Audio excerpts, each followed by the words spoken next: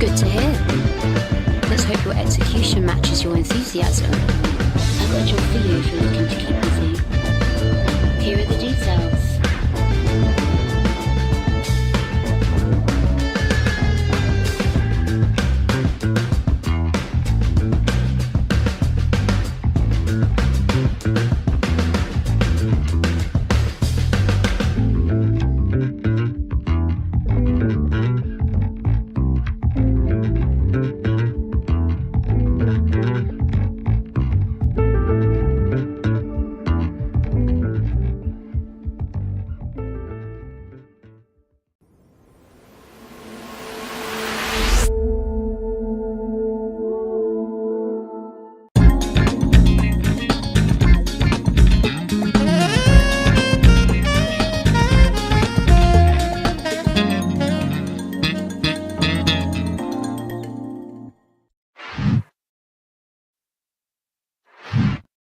Greetings and welcome to another episode of Soul Talk, where we talk to our citizens and members of the community.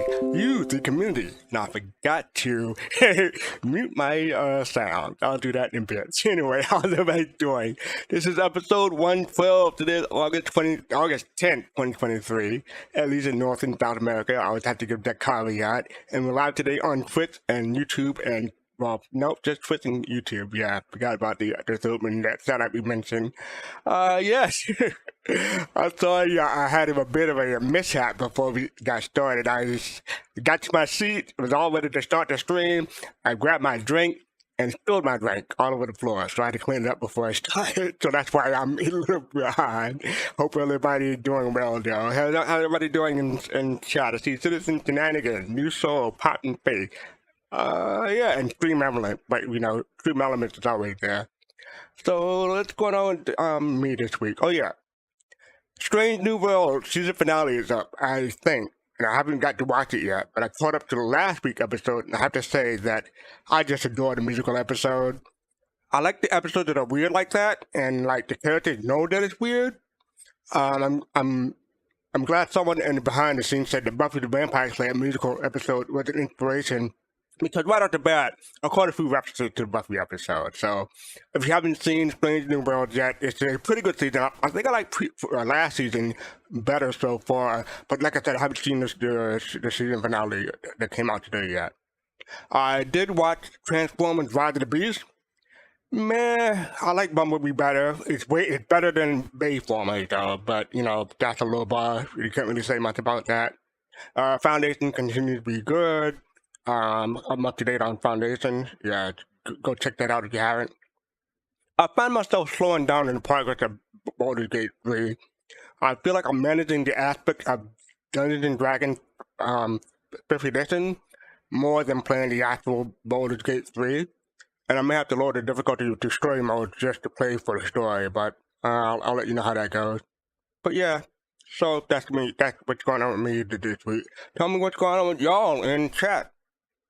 So yes, we kicked off a fundraiser. Well, it's been kicked off for a couple of months now. We started back in June, but gone to from June 1st to October 22nd, CitizenCon weekend, and we've already met our milestone for $500 and $1,000.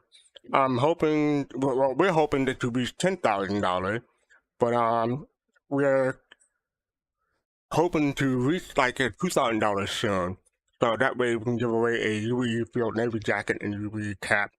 And after that, our $3,000 milestone is to do a 12-hour live stream with gameplay and whatnot.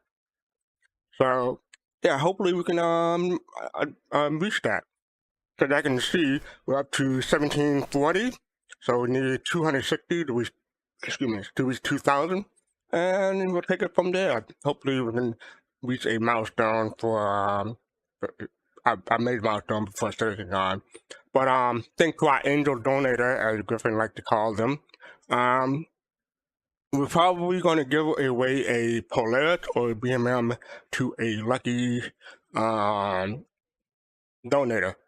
So if you donated anonymously and we don't have your information, you can't be in that giveaway. But everyone who has donated, put their names in, they should be eligible. So if you want to be eligible for a Polaris or BMM, we don't know which one yet.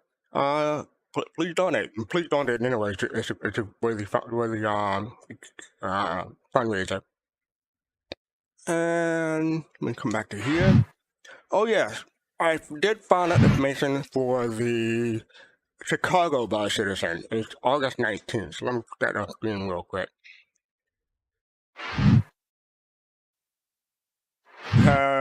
Not this coming Saturday, but the Saturday after it. So yes, it's not August 26th like I've been saying. It's August 19th, and that is hosted by Maiden Ariana, and they're going back to Two Full Cider. So if you're in the area, want to go to the Chicago Bar Citizen, go ahead and check that out. All right, so let me do my thing and go back to here, and then we can get on with the show. So, okay, yeah. So this one isn't, I kind of gave it away already. This one isn't too in depth. I didn't have time to come up with something more in depth, so I apologize. But I'm just going to say, spaceships in disguise. Everyone should know what that is, given what I already said. So I'm going to drag people down. We can get started. Yeah, you're still talking. I hear you. Hello, everybody. I'm joined by Admiral Kusanagi, Face to Face, Jade, and Poppin' Face. How are y'all doing? Good. You know what? I got a new word, or better yet, to say an old word. I said it today. I am the bee's knees.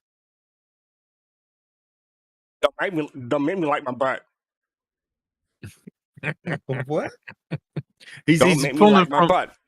Both of you have me so confused Pulling- right now. He's pulling Yeah, from the movie that. Yeah, I'm trying to figure. I knew he was going to do it. Not a problem. If you haven't seen the Princess and the Frog, I recommend put the Princess and the Frog. If you haven't seen it yet, It's So, very yeah. good. Is that what your thing was from? Yes. well, not the face up in the sky one. That's obviously something else. No one said it in chat, but people know what. I think it's Transformers or something. Right. But yeah, Don't Make Me Like My Butt is from the Princess and the Frog. I just recently saw that for the first time. I liked it. Very good. Very good. Musical. All right, so how's everybody doing? We ready to go? Go and go and can get it. Yeah. After And don't forget, you can join us. Oh, you ought to put the link in chat for me, Jay. Thank you very much. You can click on that link and join us if you want to join in the conversation. So first up, we have our sneak peek from this past Friday in the newsletter. And it said, you can meet me in the moonlight. So what do people think about that? Where is it? Where's it from? I don't recognize that red haze. Well, so looks like might be a wind chime with the or those bottles. yes, it is. Message Those are in the bottle. bottles? Yeah, using it. Then there's a little, looks like maybe a palm tree at the base. It's like a I'm withering not sure if that's a flower. palm tree or something just I'm not sticking sure. out. Yeah, I don't know. It is well, yeah. A palm tree wouldn't have the other part to it, but yeah. Now Yeah. the song that's after is a really old song. It's it reminds me of, you ever see Brother for Art Thou? No, with, brother. with Oh, Wherefore brother. art thou, brother? old brother somewhere. Oh, like, brother, with, where art thou? Something like yeah, That's with it. George Clooney. Yeah. Yeah, Soggy yeah. Oh, Bottom brother, Boys. where art thou? Soggy- No, oh, yeah, the no, oh, Soggy just Bottom brother, where Brother, art where thou? art thou? Yeah, that's Yeah. it. Yeah, Soggy, yeah. it's the good The old Soggy Bottom Boys. Yeah, reminds you of that era. Yeah. Well, if you give me a moment, maybe I can zoom in on that part. Let me come back to here. You can meet me in the moonlight, and I can zoom in. Here are the palm trees. They're sticking out. It's a branch sticking off the palm tree. Yeah. Where do you see a palm tree? Yeah, There in that's the not a middle. palm tree. I don't think Down that's at the a palm bottom of the tree. base. I don't know if it's a palm tree, Admiral, but it looks like it could, could be It looks like a some withering. It's a tree. tree or It something. look, talking about that little No. flower petal. Yeah, it looks like a It could withering be. I type don't of know. It could be plant. a flower petal. And it looks like some type of monument. Well, I don't. Okay, I don't know if Wait. he's close to it, standing next to it, or if he's.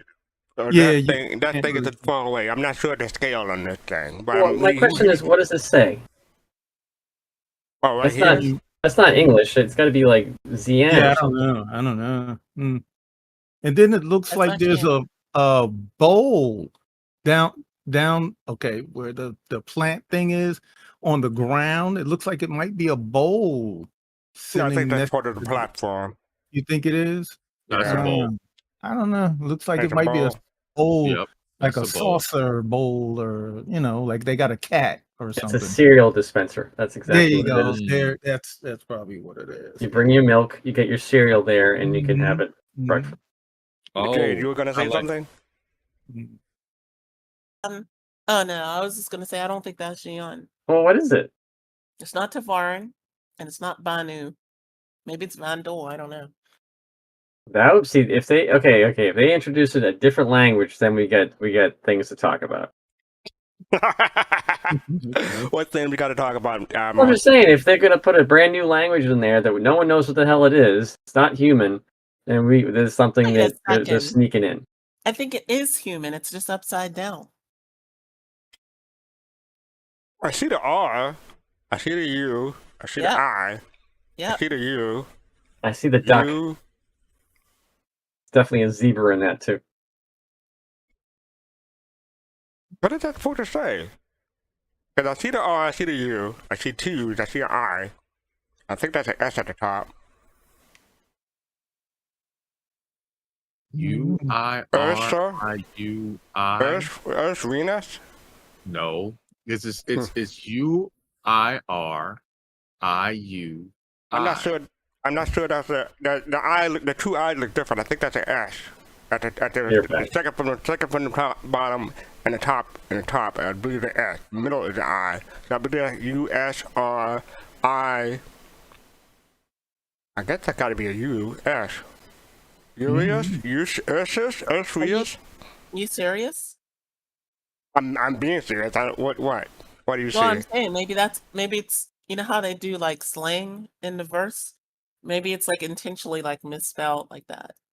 That's Like possible. you serious or something. I don't Oh, know. you serious? Oh, Yeah. I thought you were asking me. You serious? No. Okay. Well, wait a minute though. But wouldn't that lettering have to do or correlate with the bottles, with the message in the bottles? Message in a bottle? I'm trying to think because, like, okay, I get what y'all are trying to say, the you serious thing, whatever. But does that make sense with the message in the bottles though? 'Cause usually they correlate. Oh, you can meet me in the moonlight. You mean? Right. Doesn't always have to be, but I don't see any correlation myself. Am I so serious? Mariah Carey? Okay. I know the song. Well, the song that came up that was close to it it's a very sad song. I don't know if that has anything to do with anything. Like the vibe But on it is like, ooh. But my other question is it Pyro or someplace in Pyro? Or someplace else? It looks like it's probably Pyro. Because it's too close. If that's the sun, that's too close for Hurston. Stanton.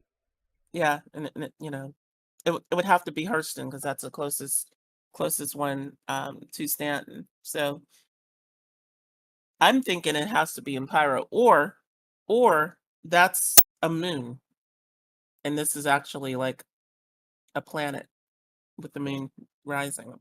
I don't know. I don't know, but I guess we'll find out soon, probably Con, if not sooner. Alright, so yes, that is the sneak peek. And up next we have last week's Star Citizen Live. It was called Star Citizen Live Gamedev First Aid Made. And we had, what's his name? I had it right here. Senior Props Artist 1, that's the title. Lewis, he didn't have a last name. Lewis from the Interactables team. Did anyone get a chance to watch this besides me? I didn't see the whole thing. So about maybe halfway through. Yeah, same with Pops. We were both watching it. Okay. How about you, Jared? No, I wasn't able to watch it. Okay. So let's go with Pops first. What are your thoughts? What you did see? Well, Jared lost a tooth.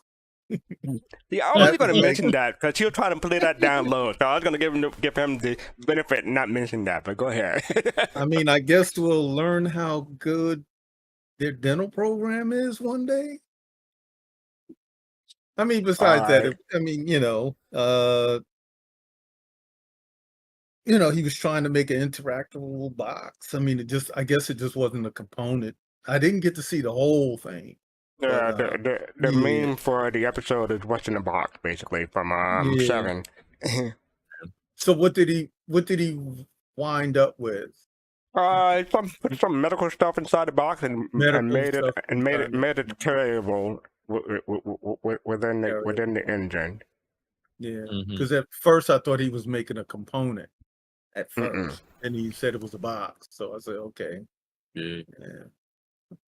Yeah, it has Bioticore on it, which is the plastic surgery company, or not really plastic surgery, but like genetic modification and plastic surgery. So when in the future, when you want to change your character, you're going to go to that place in game, like it's like a franchise. It's called Bioticore. And Robert Rose said they made a med box, a med gun, refill, and med pen were inside. Okay. And Shady Faye says he thinks the screenshot, the sneak peek from last week is a memorial. So thank you for that. That's a good idea. It's a memorial. So yeah, but back to SCL. Face-to-face, what are your thoughts? I think it was pretty cool. Like I said, I only got to watch half of it. Excuse me. I think as far as sitting there and watching the gentleman and Jared, besides their banter between each other, it's a good episode if you're into 3D modeling, especially hard surface modeling, prop modeling, things like that for games, or even just for for prop decorations within a scene, for feature films or, so on and so forth. You get to kind of see the process and how the way it's done in 3ds Max, which is I probably have to say widely used across both game dev and film making. Yeah, because last week they were using Blender, and they said that one of the quotes that I got from the episode is that professionals can get blazingly fast with the tools such as Blender that they work with, because they work with it, every 5 days a week, day in, day out. They can get blazingly fast, and they said that the guys from last week were pretty fast with it. Becomes second nature. You just repetition. Pretty much. That's pretty much what it is. Yeah, I work with YouTube every day. I'm pretty good with it. Oh, you are? Okay. Yeah, I'm not a professional though. I'm not a professional though. Yeah, all them tabs you have open.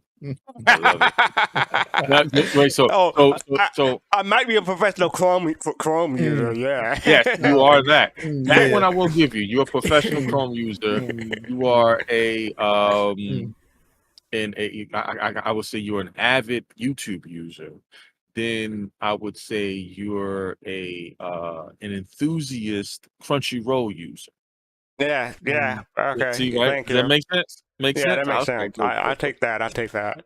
Okay, all right. See, I was paying you compliments. Thank you very much. Just for that, I'll belay the lighting on my butt. Emma Kuchnagi, what are your thoughts? I mean, anytime they can kind of, go over the way they kind of do the game and kind of give an idea of what it takes to create the game, I think is good. Like was said before, there's only going to be a certain amount of people that kind of like really into this type of stuff. But there, I mean, it kind of just goes to show how open CIG is. So in that regard, it's it's good kind of for them to open up and let other people in their organization, get the appreciation they kind of deserve. So yeah. Okay, cool. Yeah, a couple other notes I got with how long it takes to create an everyday object, like a tree, for instance, is subjective, because it depends on various factors like how detailed you want to make the tree, and other aspects. So yeah, that was one of the questions that they asked from chat in that video. Jared told quite a few old stories that many of us long time back have heard previously, but if you're newer, I would recommend listening to the show or the Star Citizen Live, like it's a podcast or audio presentation, because you'll pick up on various stories that Jared has told over the years, and they're good stories. So I recommend listening to it or watching it if you have the time. One of the last things they asked in the show is, the CIG developers interested in other sci-fi games? And the answer is obviously yes. As a matter of fact, there is, let's say, miffed that his D&D campaign is going to be put off because people want to play Starfield when released. So yeah, they do play other sci-fi games in the CIG office. Well, not at the office, but on their own time.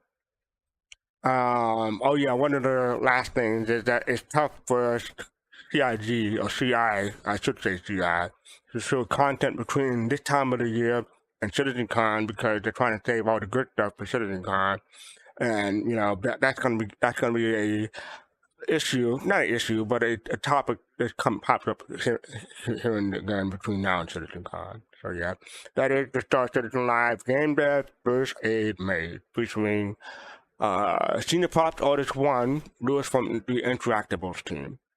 So yeah, check that out. Up next we don't have much of a CitizenCon update this week, but just want to say no real news about CitizenCon, about the event this week.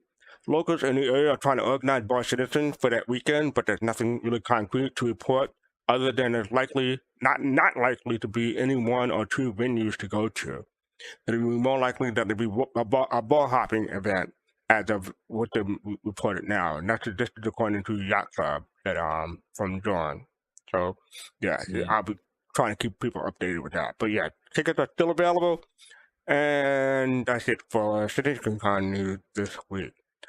But just after that. But yeah, so after that we have Mission Spotlight. This came out today, in fact, and I was surprised to see it in my inbox.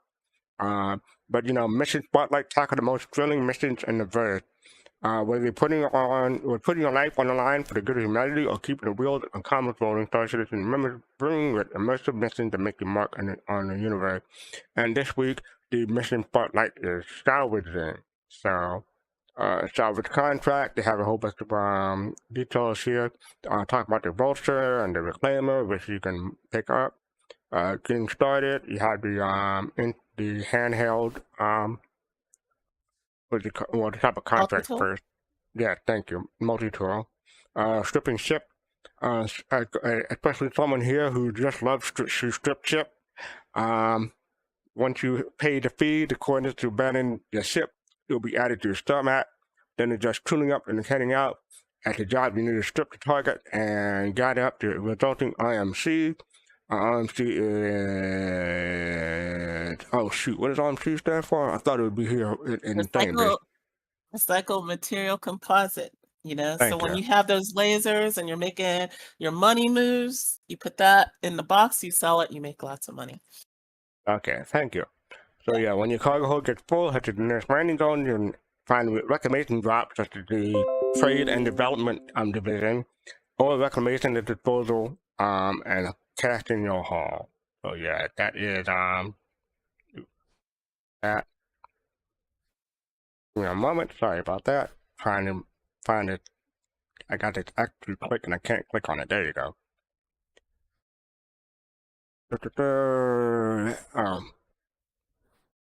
Okay, so sorry about that. Okay, so yeah, then they talk about tips and tricks. I'm not gonna read that right there, but you have, oh, this is a good picture. That's a great picture.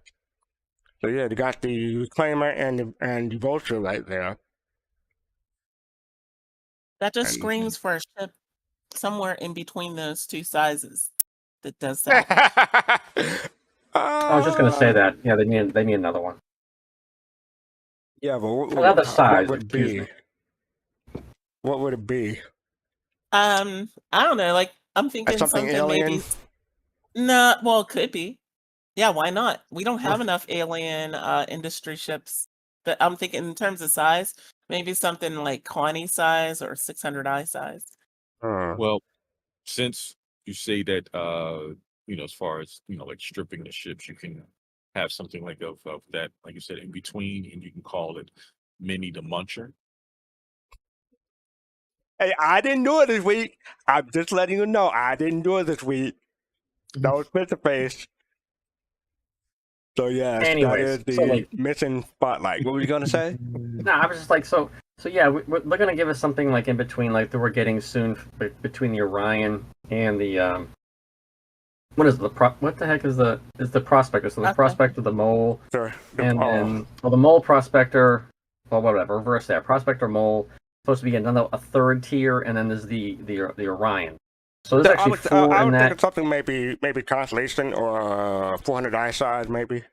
I'm just saying they're probably going to have like another four tiers, SRV. three or four tiers, and then every manufacturer in mining, or in this case salvage, would have like a competitive ship. Like Mercedes puts out a ship, you know, like a 3 Series or whatever, and BMW has theirs, so on, and like Infinity, and so I would eventually imagine other ships to compete against the Vulture, which will be very cool, so people can get like, you know, like there might be an Orion, you know, similar sized Vulture ship that people like. Yeah, they don't like Drake or something like that, but they like love, you know, MSI, and so like they can have that ship instead.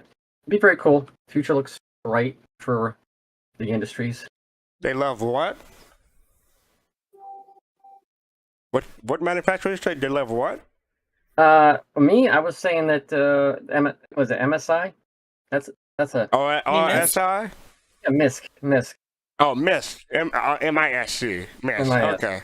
MSI. Okay. Yeah, I heard MSI, like, wait, what? Okay, thank you for that clarification. So yeah, they have tools for success. They have 4 vehicles on their sale. They have the Freelancer Max. They had the Vulture, obviously. They had the Caterpillar 330, and they have the Reclaimer for 400. And I'm surprised that there aren't any you know, CCU deals, but I guess not this time. But yeah, so the Max, the Vulture, the Caterpillar, and the Reclaimer. So yeah, they definitely need something in between the Reclaimer and the Vulture. So I'm saying 400i size or Constellation size or something. I'm not sure. We'll see. I just figured it out. I was looking at GPUs earlier. That's where I got MSI from. No problem. No problem. I was just heard her. I was like, just trying to figure that out. Just making sure, but I'm glad you figured it out. Alright, so yeah, that is the missing part. Like, talk of the most thrilling missions in the verse. And this is, I guess it's just starting, so we'll see other careers and professions down the line. Oh, then we have. Oh yeah, I want to. I normally save this for the end of the episode, but I'm covering it a little bit at the beginning. But this is this week in Star Citizen, because they're kicking out the ship Showdown, and that's what the next part of this show is going to be about. So, who will become the next ultimate champion of 2953 and the most important popularity event of the year? But first, it's time for our flyable and droppable craft to survive phase 1. So get into the top 16. So yes, they want you to vote on your ship and check down the ship showdown page and get a chance to win a ship. And phase 1 will be running until August 21st. It's all about spotlighting your favorite vehicles by sharing original content to the community hub on Twitter with the hashtag SCShipShowdown and hashtag StarCitizen. This can be an original song, something physically crafted, an epic in-game and real-life shot, a trailer, a music video, and you can even take a step further and construct the ship in real life if you're up to the challenge. Oh man, I don't know about that. The people in Asia are going to have a beat in that aspect. To maximize your favorite chance of getting to phase 2 and the top 16, upvote, like, and reshare the content of the vessel's chance to win. And we're going to cover what else is going on this week as the show goes on. But first, I just want to cover. This is the Ship Showdown 2023 Return, the video. I'm not going to go full screen, but we can watch it while we're on the show.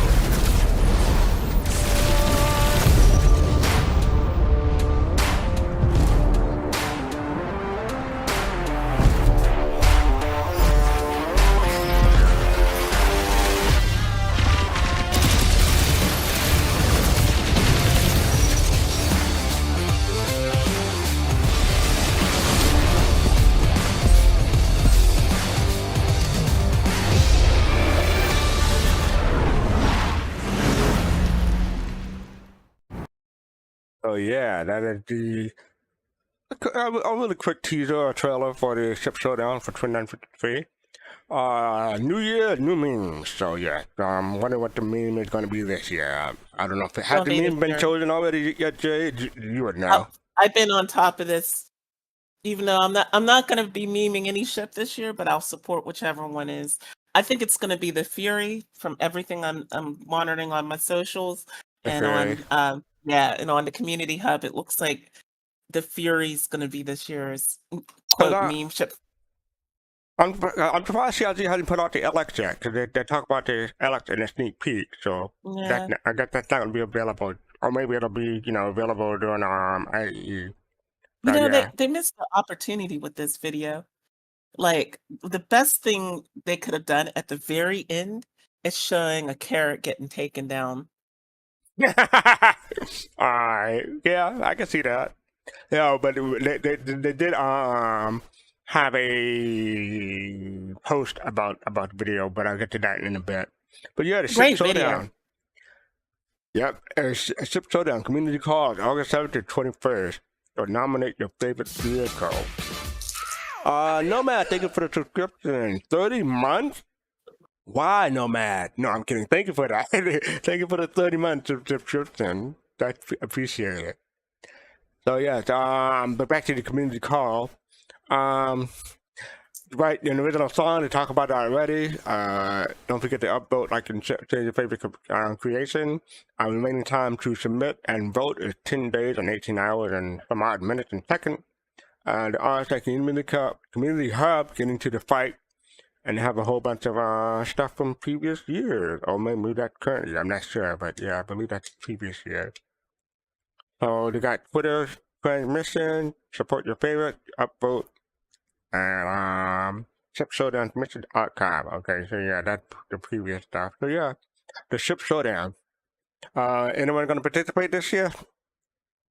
Of course. You said you're not going to make anything though. Well, okay, so like I have something in progress for the C8R, but it doesn't look like it's going to get any traction. So I may just like skip this year in terms of something I make. But in terms of like participating, you don't have to make anything to participate. You can, you can just vote up. Vote up, yeah. Yeah. Just look at all the cool stuff people make, and that's participation too. Yeah. So all people have to do is play the game, take a snapshot of something you think is really cool, and you can submit that. And that's what I did. Kind of going through my snapshots. I was like, you know what? I like that Hulle. I went in there, looked at the competition. I'm like, there's nobody with a Hulle except for some other person who had a wacky shot. Like, well, but then one person came in after me. I was like, ooh, that's enough. But yeah, so that's it. So I put like a little description there, and that's it. I think I might put something else. I mean, we can do multiple submissions. Yeah, Put it you up can there, though, submit bro. as many, like, whatever you want for this. There's no limit. Yeah, just make sure that you put in your hashtag SC. Oh shoot. I'll scroll it up. Right, well, you just log into this thing and then you can submit that way. SC Ship Showdown and hashtag Star Citizen. But yeah, and they Yeah, and have to have a contact. Go ahead. I was gonna say there's a specific community hub page for it too. So like you can, it'll appear there.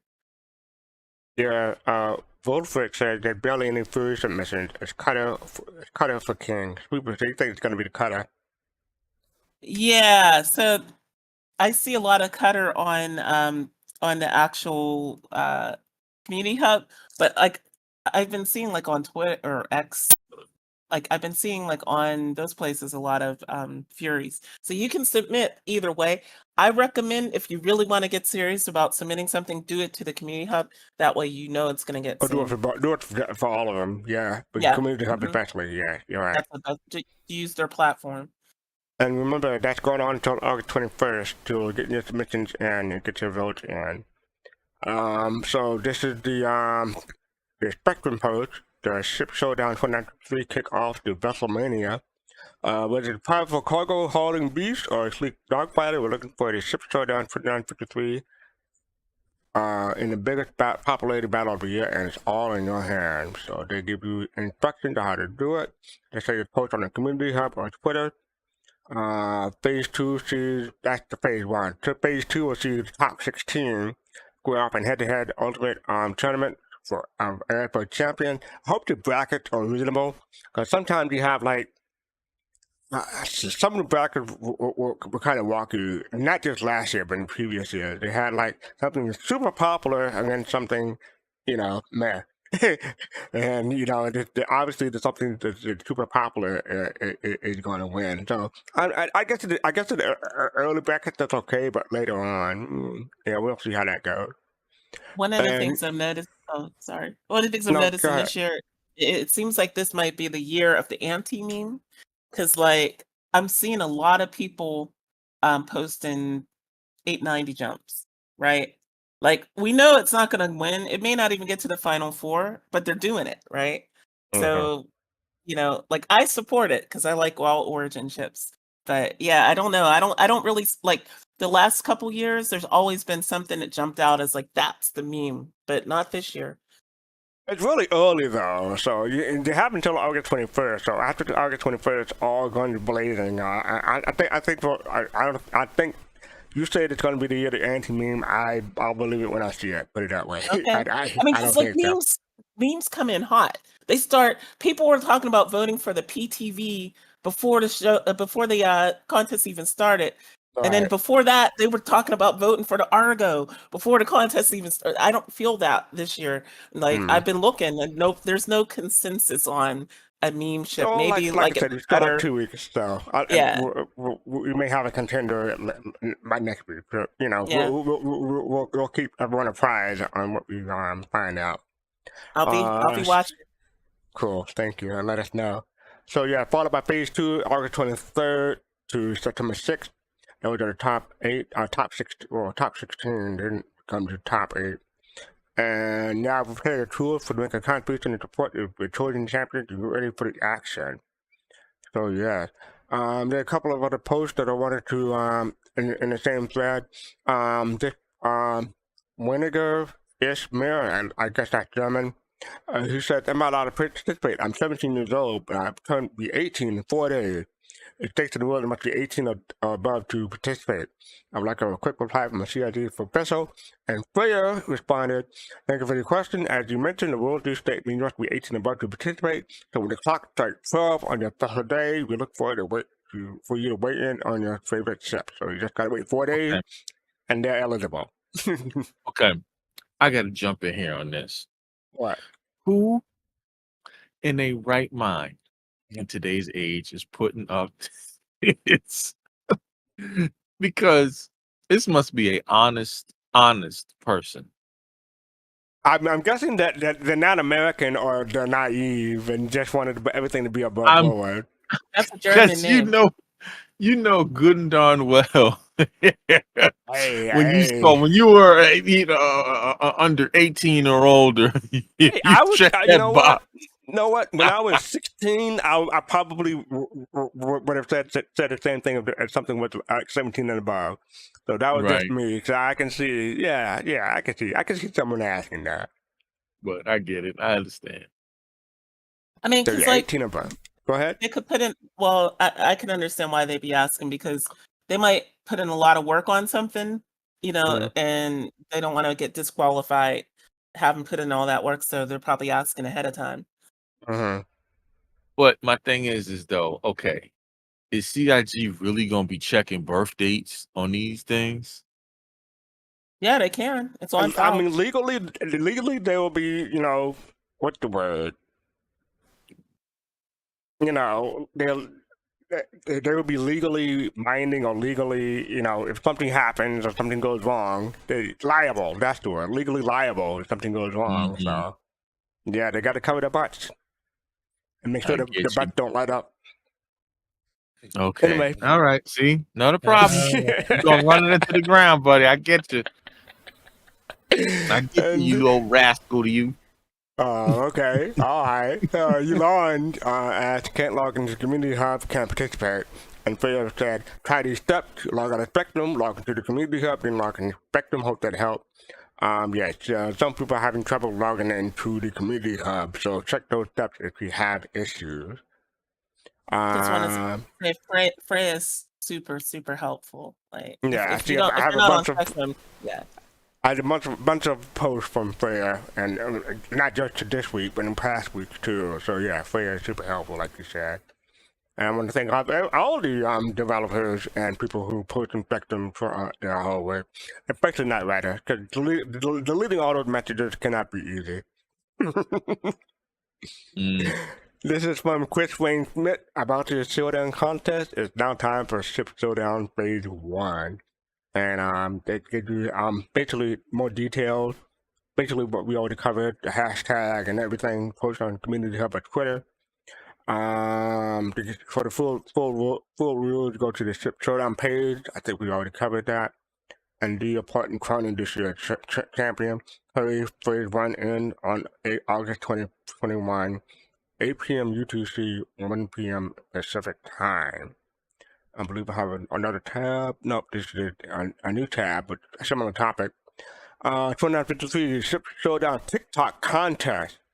So around this time last year, they hosted their first ever TikTok contest to celebrate the launch of the official TikTok account. TikTok at Star Citizen. Since then, we've seen a community explode on platform with tons of creators making us laugh and posting their favorite Star Citizen shenanigans, live streaming the gameplay, and even creating tons of helpful guides and tutorials. So yeah, okay, there's one more after that, but yeah. So how to enter? They have the TikTok contest role, publish a video, and including the following hashtag. We already discussed that. What's your mission first participant? So you can't have multiple submissions if you're by one person. Does not have any in-game. Does not have to contain in-game footage, but creatively encouraged. And first place prize is an Ageless Reclaimer, LTI. Miss Freelancer Max is second place with LTI, and Gladius is third place with LTI. Winners will be announced on August 28th. So if you're on TikTok, that platform, go for it. So yeah, good luck. I think you mean the MSI freelancer. That's what you meant. You're the one who's going to make me like my butt, but let's move on. So yes, I do want to add that Galaxica's avatar is amazing. I just want to say that was I have to avatar. I have to upgrade mine. her picture or whatever Yeah. she's got going on there. Okay. All right. Great colors choices. Yeah, it's So I very think, synthwave. yeah, it is. Nice. So I think we have this CIG Fluff video. This person is asking about the video that we showed earlier from regarding the ship showdown. They said that why is it not part of the ship showdown where they promoted in the video and it had the list of ship and I gotta scroll down. Jake Acapella posted, hey, the ship showdown bracket shown in the video is just for show. The real bracket will be decided by you. I would have picked the one from last year, just to some people know that the previous showdown. But I guess they made a new one for this year for the video. But yeah, that bracket shown is just for show. It's not anything official yet. But come August 22nd or on, there will be an official one. But yeah, it's not there yet. And I believe that's it for the ship showdown. Any final thoughts before we move on about the ship showdown? There will be salt. Oh, so much salt. So much salt. I love this time of year. Oh my! Yeah, you do. You do. I'm still bitter from last year. All right, so yeah. Okay, so this is the lore piece from this week. Whitley Guide Constellation Phoenix. I wish I had time to go through it because Phoenix is one of my it is my favorite constellation and one of my favorite ships.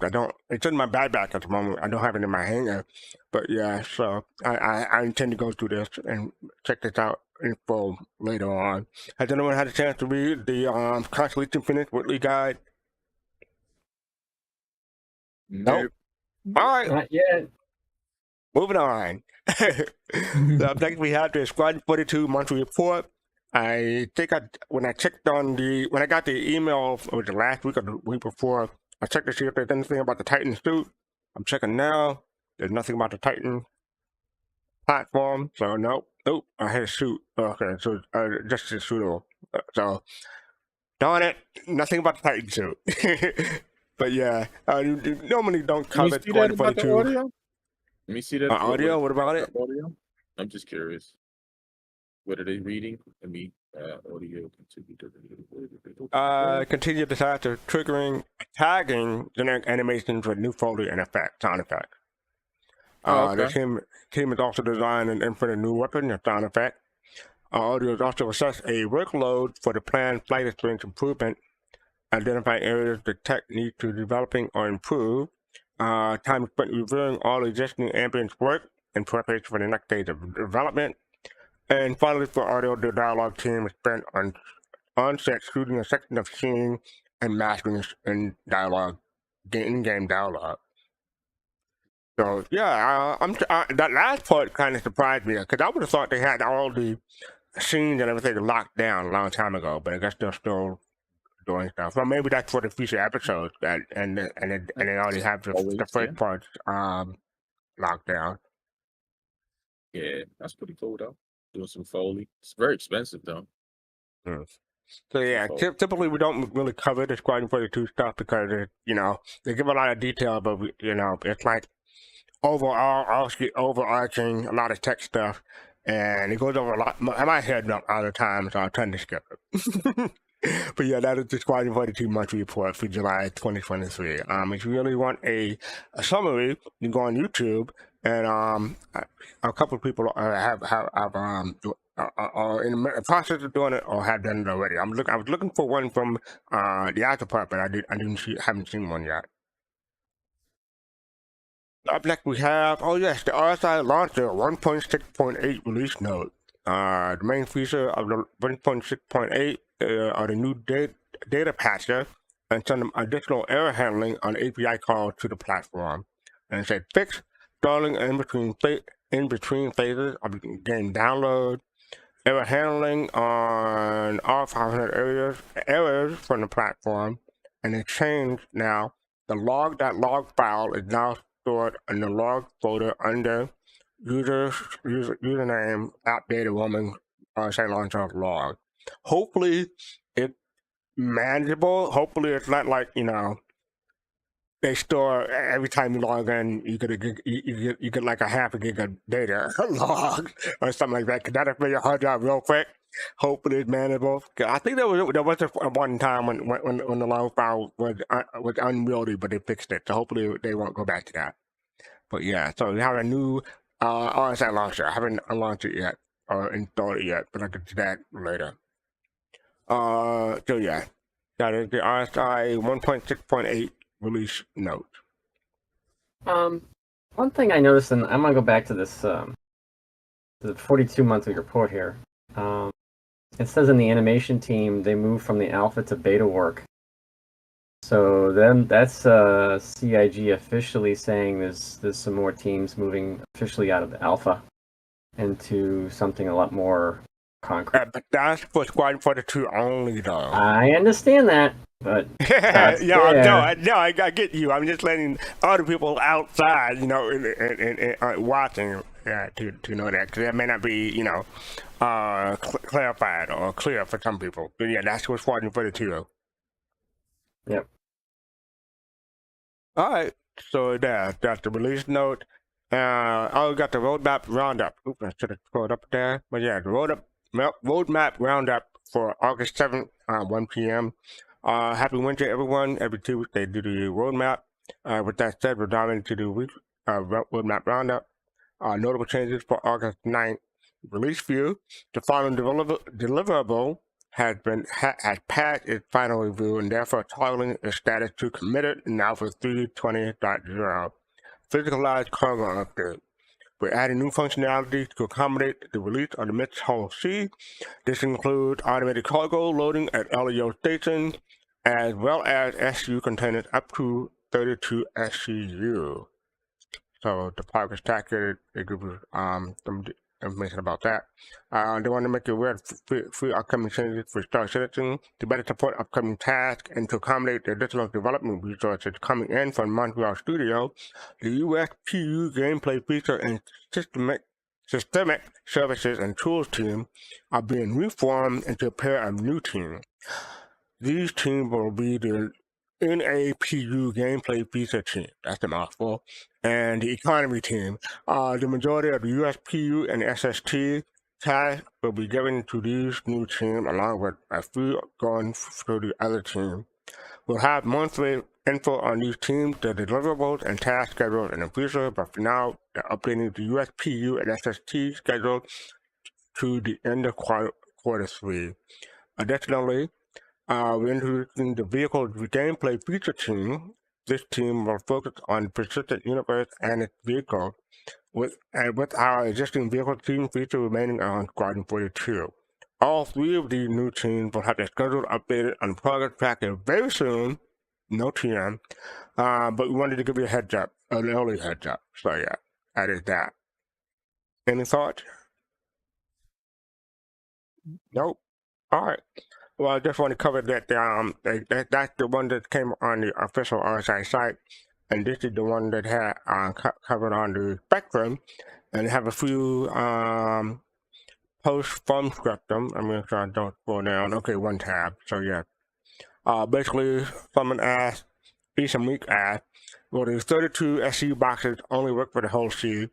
And J.K. Capola said, anywhere and any ship that you can fit them. But currently, I think that's, but I think the SRV that can handle them too. That's not in game yet, right?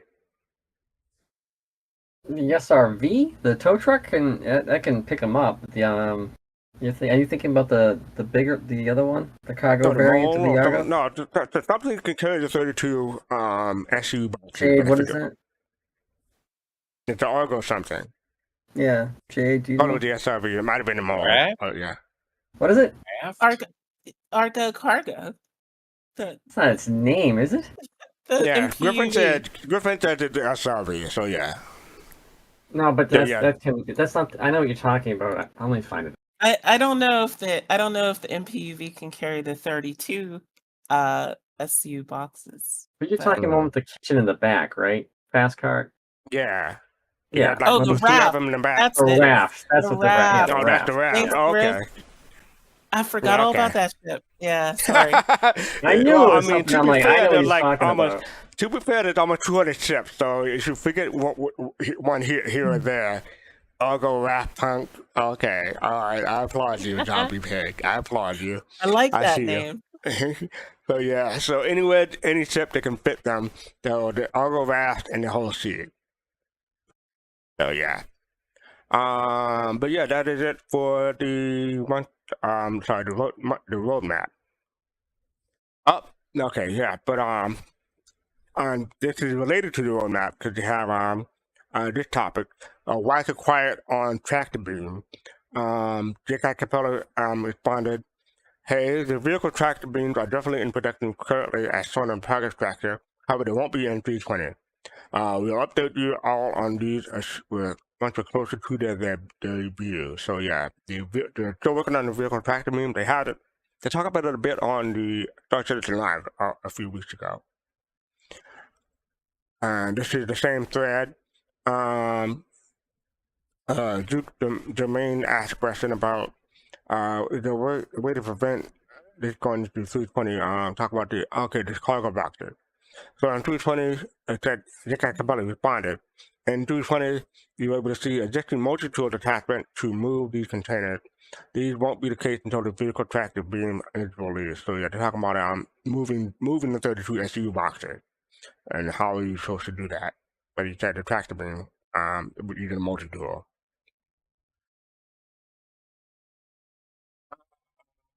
This is another post from J.K. Capella. I was asking about the post-mortem for 318 and 319.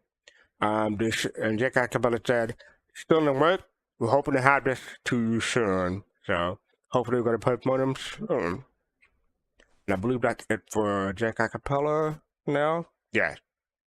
So yeah, any thoughts about anything that Jake had to say? No?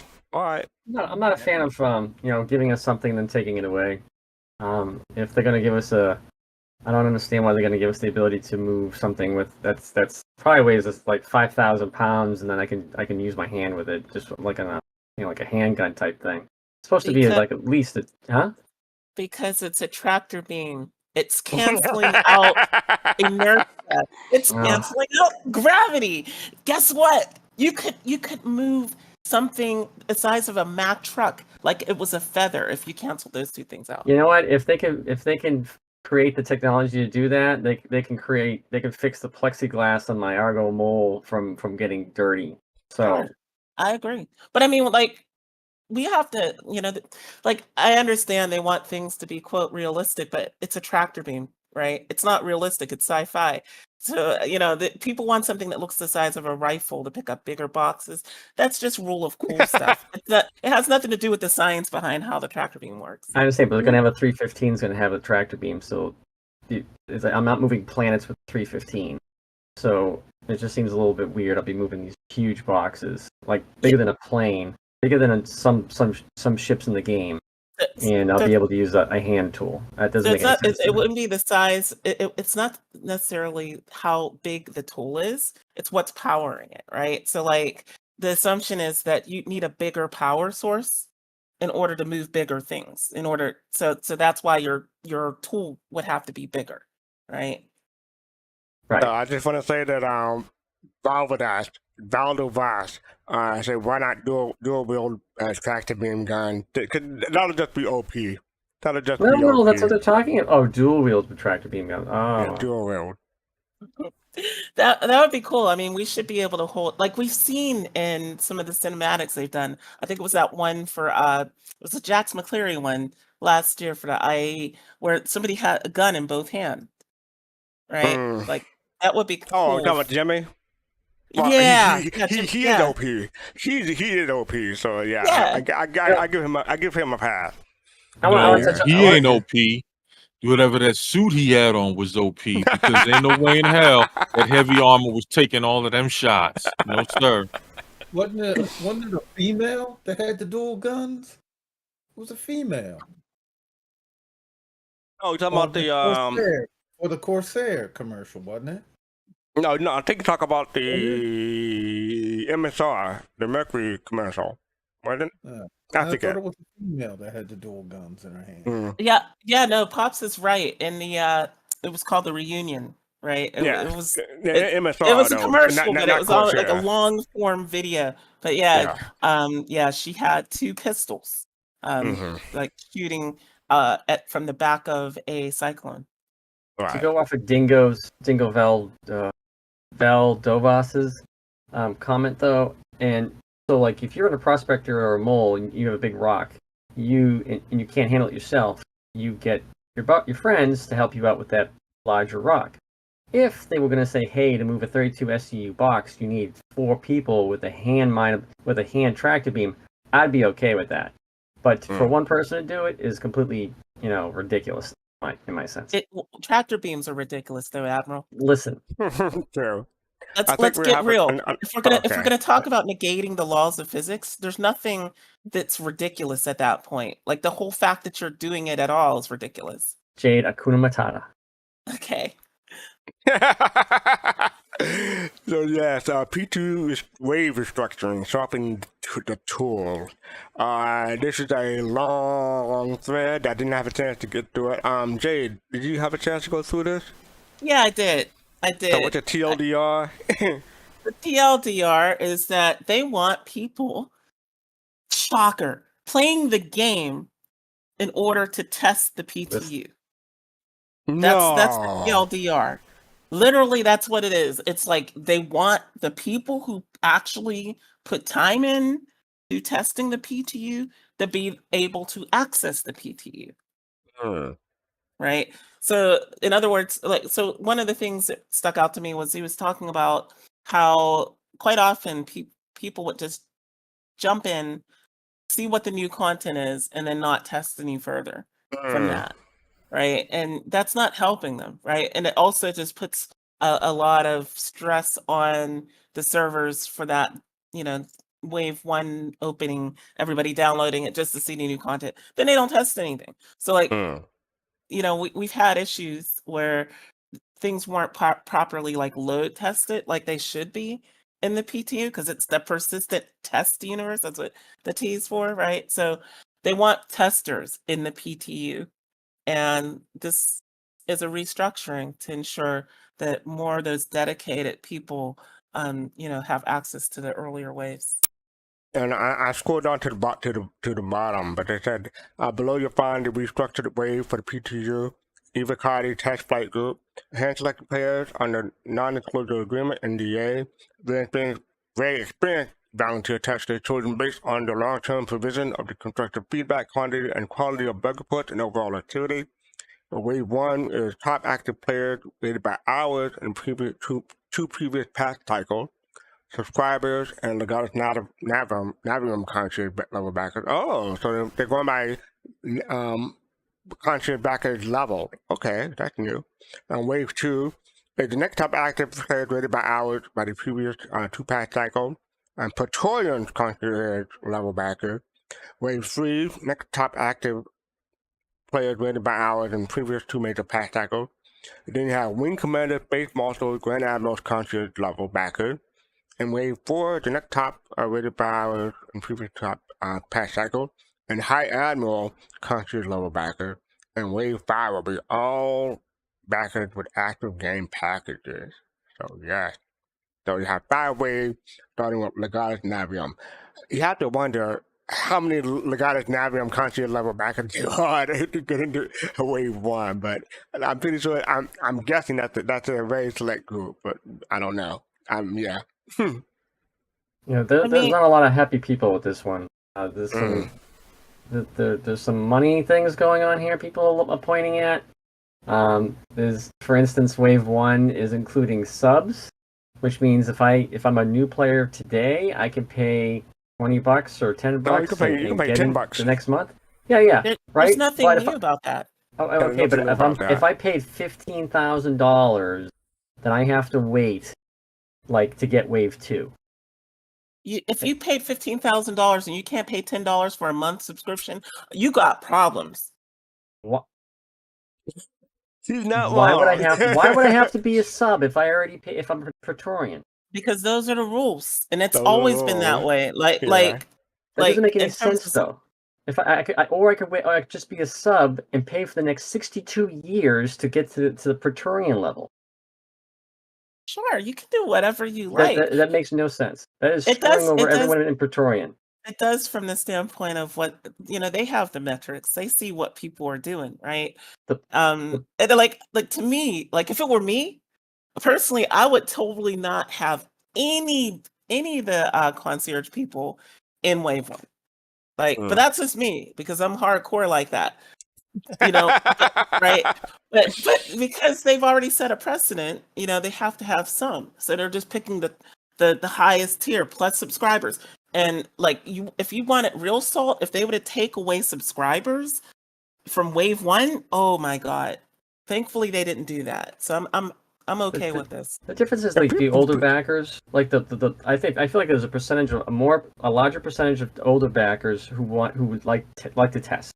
And then you have these newer people coming in who see the YouTube commercials like, hey, this is a game, quote unquote, a game. And they come here wanting to play the game. This is about older backers and newer backers. This is who wants to subscribe to get into the PTU. I'm just saying that. Yeah, that's what I was going to say. I think people who come into the game after seeing a commercial on YouTube or what have you, they're not going to go into the PTU. They don't even know what the PTU is in most cases. I'll give you that. Yeah. But yeah, that is the Wave Restructuring. I'm going to try to pick up the pace going from here, but yeah, so that is the Wave Restructuring. So check that out if you're interested in reading about it, because I think this is 509 replies, so that's a lively thread. So check that out. This is for refining method feedback. I have to scroll up because I did some context at the top here. But Jack Joe Owens provided some metrics or some about the but basically about refinery. And Charval CID responded, "Thank you for the feedback, much appreciated. Made a note of it, and will not be something we can address in the near future, though. We might be able to squeeze some smaller adjustments in, but since we have planned to rethink how refineries should work, having player-driven refineries in mind, we'll only invest in time and some band aid fixes if our current schedule allows."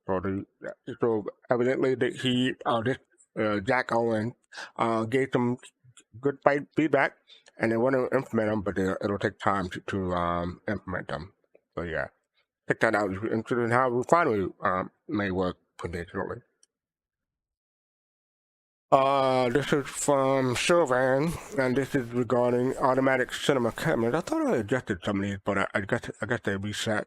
But they want to know, am I the only one who would enjoy a cinematic camera like in GTA or RDR? That's got Red Dead Redemption. We have advanced cinematic controls, but a simple automated version with changing orbits around the ship would be great.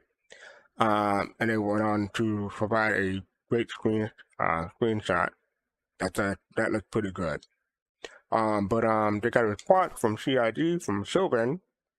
They said that they agreed that this would be super cool. I think they got that from Abby, because I didn't know Abby was a CID developer. This would be quite a lot of work to implement properly, though. So until the majority of the engine work graphic-wise has been completed, broken, they won't have time to do something like that. Also, would love to have a handheld camera in VR one day. Then everyone could do cinematic shots, and everyone could be a photographer in Star Citizen. So yeah, they do want to update the automatic cinematic camera somehow. So someday down the line. This is from the same thread from Sylvan. It says, "Cool, I think it'd be awesome to have something of a sort in Star Citizen. Don't forget that." Well, let me get the previous file. No, I didn't get it. I'm going to have to copy this, fill in the rest of the thread to get what the, because I thought I did that, but I guess I didn't.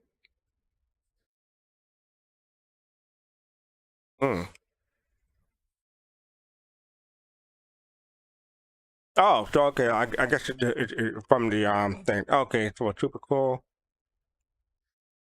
Oh, evidently it's hidden for some reason.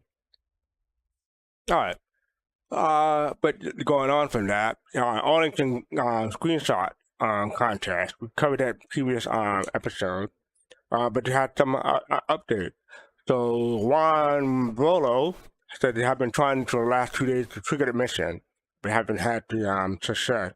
And Kwaku CID said, "Hi, yes." So fun fact: technically, this is the first ever Star Citizen event that gave birth to Xeno and Seed. However, there can be only one running on the server at one. However, everyone gets invited to it if they're eligible. To be eligible, you just have to complete every other Arlington mission up to the Idris battle. If you haven't previously done the Idris mission, don't worry, since it's once only, so you can get it again. Now the system tries to cycle every 60 minutes, but they have to fight for the location that bounties, assassination, illegal salvage mission, space stealing, and a few other things used. So there is an element of luck inside it. So you may not be able to trigger the Arlington game, be able to the opportunity to trigger that because of various issues. So yeah, but good luck trying to get into the contest. Let me see what date that is. The date is so Thursday, August 10th. So today is the last day. Very good luck trying to get in. This is from the same thread, Arlington Gang Screenshot Contest. The header, if you handle the MFD on your own ship, is discrete. The name is discreetly visible. They will allow it. So send in your cockpit shot. So you can't take shots from within the cockpit, is what they're saying. And finally, at the bottom, they say, Freya Bennett responded to Benethor. Basically, they said it's not a requirement for the screenshot to be made from the cockpit. That's what they're saying. You just have the option to if you want, and you can put the original post for guidance. So yeah, go to the original post for the guidance, but you can't take a screenshot from the cockpit if you so choose. And finally, so this is a couple of other pickups from previous week. You covered this previously. Quickly overwhelm enemies of all sizes. This is in regard to the Ares not being able to hit successfully, especially the Ares Inferno. So this is from yesterday.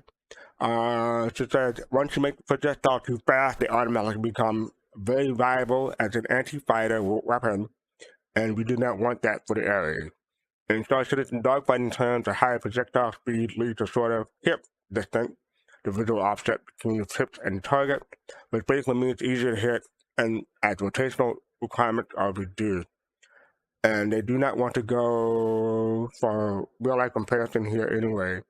They said they're a hardcore gamer, simmer, and very aware to adapt a modern weapon system that it does not mean they're very suitable for the gameplay that they want. They will make the projectile as fast as they need to be and give us the gameplay that they want. So that's why they're talking about, they could speed up the projectile, but that's not what they want at the moment.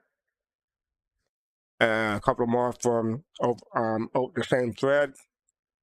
Yoga Cloud said, Armor will be in full effect in the future. We're just not there yet. Yes, we talked about that previously. Armor implementation is not in the game, but when they are in the game, it'll change things dramatically, in my opinion. And I believe we have a couple of more posts from the same thread. Yoga Class says, hey everyone, they asked the weapon balance sheet for the PTU to pull forward some changes for the Ares weaponry. A tiny amount of aim assist will be added to both the Ion and Inferno weapons. So yes, they've heard us and they will be making some adjustments. The Bear Galactic size 4 to size 7 spread change from 0.5 to 1 degree to 0.3 to 0.4 degree. This means the minimum spread is reduced by 40% and the max spread by 6%. So you need to double these values to get the actual spread angle. They should be coming out in 320. These values will probably change again when you move forward, but the aiming stuff, that is still around off. So yeah, and it talks about the Ares Ion getting a buff, basically. Oh boy. Really? It's gonna get buffed. It's gonna get nerfed. Every other ship's going to until release. So if you can't deal with change, you might want to just wait a while with this game. What are we Yeah, talking that's about here true. when we talk about the spread angle? Are they saying it's going to get there's more rounds in a smaller space or a larger space or what? I think it's a smaller space because it's going from 0.5 to 1 degrees, from like a 0.5 degree difference to a 0.1 degree difference.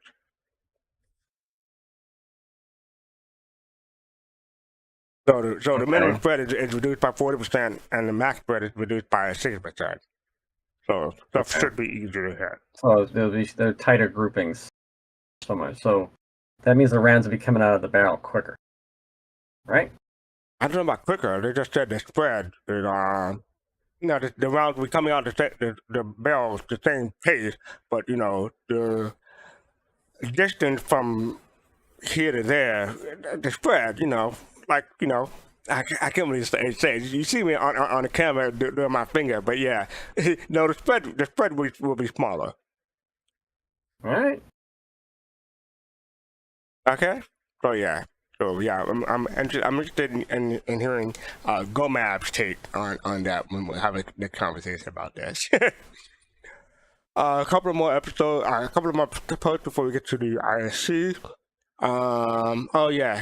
So let me scroll up real quick. This is from Singquan McGraw and Wade Waldo. Just had an announcement over the PA at CRUL5 and something like, if anyone has seen someone who has glasses, blue pants, red and white striped shirt and cap, please notify authorities. We are looking for them. And they laughed. And Chris Wayne says, we will ensure your content reach the intended deb. Thank you for your feedback. So yeah, they like the Wade Waldo reference. And two more. This is for, okay. Let me scroll up for this one. So Raster or Rastar. This is from Digital Grunt. Every time I hear Rastar, I don't think about an AutoCAD and not Star Citizen. It's just a play on words or completely unrelated. So they put a link to the Autodesk for AutoCAD Raster and instead of Rastar. Just when you thought we could escape the are you a Rastar? It comes up another week again. But yeah, so Chris Wayne Smith says, hi there, let me shine a light on this. To answer your question, the shared tool from the link provided by the OP and our Rastar are completely unrelated. The name Rastar comes from the combination of star and citizen and RTS, as Rastar uses the same building placement approach in the RTS game. But the hard R is banned on this channel, so it's actually Rasta. Everybody got jokes today. All right. I see how it is. Cool. This is how we defuse you, right? You don't need to use a joke ban if we bring the jokes. All right. So yeah, that is the Rastar. So that's why it's the RTS like an RTS game. So I think that's cool. And we come back to this week of Star Citizen again because I want to talk about Friday. Star Citizen Live returns with Elliot Maltby from Mission Features, who will take us through the mission making process. They talk about mission making in previous Star Citizen Live, so maybe this will be some kind of update. But this is between now and Star Citizen, they're gonna have to Star Citizen Live like this. So I'll be checking in. Hopefully it'll be cool. But yeah, that is tomorrow, 8 a.m. Pacific, 11 a.m. Eastern, 3 p.m. UTC. Oh, I've been remiss because I haven't been doing it, but I forget to scroll down to show the community MVP and the this week in Star Citizen. So the contribution made by the Star Citizen team. Basically, I'm trying. Okay, so yeah, the Interverse Compile 9. That's a good screenshot. An amazing, impressive collection of Star Citizen screenshots makes an excellent submission for Ship Showdown Phase 1. However, the question remains, what vessel does the Marines consider their favorite? So yeah, that is this week, last week rather, MVP. We got a new MVP tomorrow in the newsletter. That is a So, yeah. great shot. I agree. Okay, so now we're up to Inside Star Citizen. It is 14 minutes long. I didn't see a midway breaking point because it's basically all talk about on one topic. But on Inside Star Citizen, life of a VFX. So let's get started. Hi, welcome to CIG Cribs. I'm Max Snowden, and this is where the magic happens.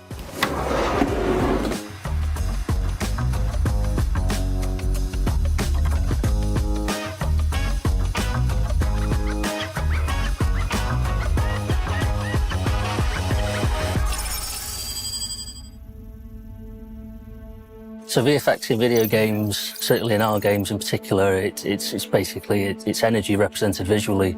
So your more typical VFX explosions, fire, all that kind of thing, they're representing that kind of energy and the motion and the force and the violence that comes through. Even things like leaves getting blown around by the wind, it's motion in games. VFX are everywhere in Star Citizen, so there's coolant, there's steam, there's mist, there's fog, there's falling leaves, there's buzzing flies. If the player fires a weapon, they're going to expect some kind of payload for that. They're going to expect to see muzzle flashes, depending on the weapon, of course, but they're going to expect to see impact effects. Again, without them kind of VFX in a game, it's hard for the player to really read what's happening. They're not kind of getting them visual cues, and it sort of hinders their progress. I think VFX matter in Star Citizen because the visuals are fantastic in our game, but without the actual VFX, everything can look very static. There's not always the most tangible thing in a frame that the player sees, but when you take away VFX, they kind of notice that they're not there.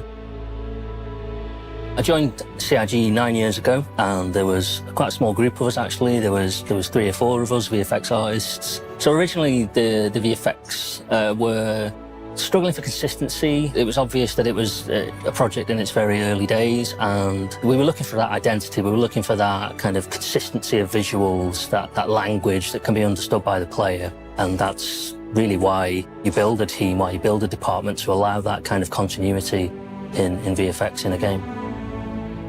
So really in the 9 years that I've been here, we've kind of built a department, a proper department full of different skill sets, different disciplines. We've got a whole programming team, we've got production, we've got embedded QA, we've got concepts.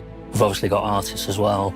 We now have a coherence of visuals. We have a language that is understandable and works for the player. We had a good base in the first place, but now the toolkit is really, really powerful, and it needs to be for the ambition of the VFX in the game.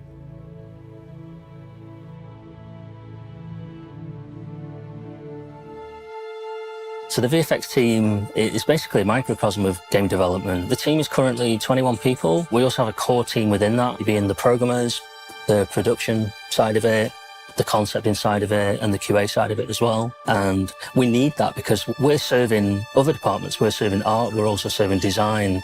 And we need to have that kind of skill set within the team to be able to do all the things that are requested of us. I'm Leo van Stinkesse. I'm a principal VFX programmer. I do 2 things. I manage a small team, 3-4 people of VFX programmers, and I kind of handle the different projects that we have as a team that gets done. And then the second part is I do some programming myself as well. So I intentionally kept the team pretty small so that I have some time to program myself as well. My name is Francesco. I am a VFX programmer. We had a team of 4 VFX programmers, and the one that manages me is Leo. I program specific graphics features and tools and other stuff related to VFX, specifically mainly for artists to be able to do work with and create really nice visuals from. My name is Alexander. I'm on the VFX team as a tools programmer. My job is to create sliders and UI elements to make it intuitive for the artists to work with. We have a lot of different environments and effects, and we need to take care of every single one of them. And it's my job to make sure that it's easy for an artist to work with different type of effects. I'm Callum, and my job in the VFX team is assistant producer. So generally, day to day, I do scheduling and just supporting the team in anything that they need to do. So they get to focus on the creative things whilst I deal with what they would class as the boring side of game development. If the VFX team didn't have a producer, it would be horrible. He manages a lot and talks to other teams and make sure we have all the information we need to be able to start working on a task. If we had to do that ourselves, that would be a lot of hours wasted every day. The VFX editor is basically the place where you create the effects. You give it a texture or a picture, and you change a few values, and suddenly it moves, and you see coming to life. It could be a smoke, it could be a fire, it could be lightning. There is not much you can do without the code. That would make the artist a programmer. We program everything related to VFX. That includes tools, that includes features, that includes smaller things like triggering VFX from game code to system for managing VFX, making sure that VFX stay alive, that they die on time. As VFX programmer, we get to work closely with VFX artists. My name is Kevin, and I am a VFX artist here at CIG. 90% of the effects we make in Star Citizen are particle effects. When you fire a weapon, at the end of the barrel, we will spawn a particle with a texture on it, and then we modify parameters to be able to make that look like a muzzle flash or smoke or whatever. So basically, we just have a bunch of parameters on how to spawn, how to move, and what a particle looks like. Star Citizen is a really beautiful game, and VFX are a large part. Effects really need to be tailored for basically every possible situation. This gives a lot of opportunities for creating visuals and effects in ways that you would normally not see in other games. The VFX needs to be seen from every angle, from a very far distance to very close up. We have such varying scales, from just small rooms to planets to ships, and even just empty space itself.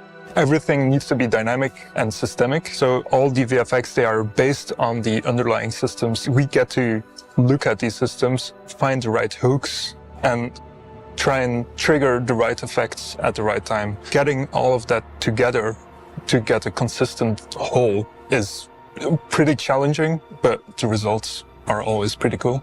The relationship within the team is very dynamic. We work together a lot, and it kind of depends on what you're working on to who's involved. Production tends to be involved a lot of the time, generally on a day-to-day basis.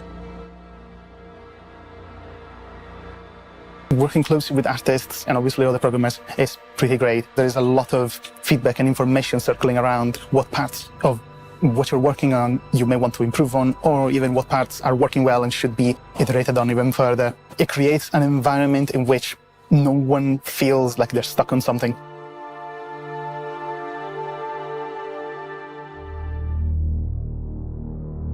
So the VFX team, we're basically a support team for everyone else. We create effects for the vehicle team. We create effects for the locations teams, including planets. Any location you can think of, we're going to be adding effects to them in some form or other. And gameplay as well. Obviously, all of these things are design-driven, so we need to create effects that help designers provide that feedback to the player. We won't always be working on the effects at the exact same time. We don't really come in towards the end, because we don't want to work on something that's going to get changed eventually. So once a ship has been approved, that's when the VFX team starts to work on it. Mostly people don't notice VFX. I think subconsciously they do. They look at a ship and they see a cool thruster, or when it dies, a cool explosion or whatever.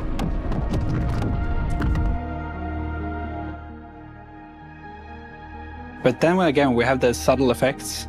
You don't notice it, and the less you notice it, the better it is. It just plays in with the whole environment. We provide a supporting role, and we contribute to making the game as good as we can.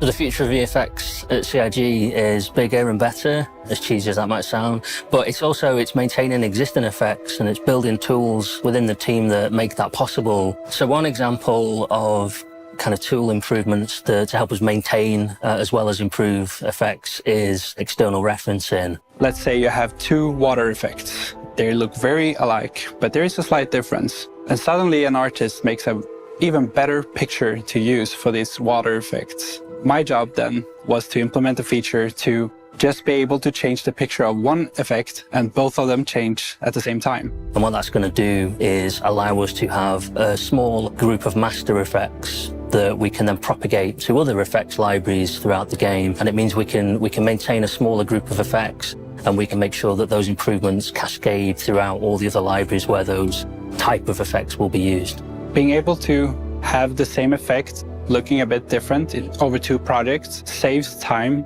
for the artists, and it's easier for them to keep track of everything and upgrade the visual of an effect. So that's going to streamline the process, absolutely. It's going to make it easier to keep a high quality, to keep updating and improving the high quality through the years as well. So currently I'm working on lighting within gas clouds. We already have some lighting system in place, but now we're adapting it to be possible to strike from within gas clouds. This will give some extra gameplay opportunities for designers and environment artists to dynamically spawn lightning and hit ships, hit players, and make gas clouds more dangerous, I guess. I think the lightning is cool, but I really like the new fire.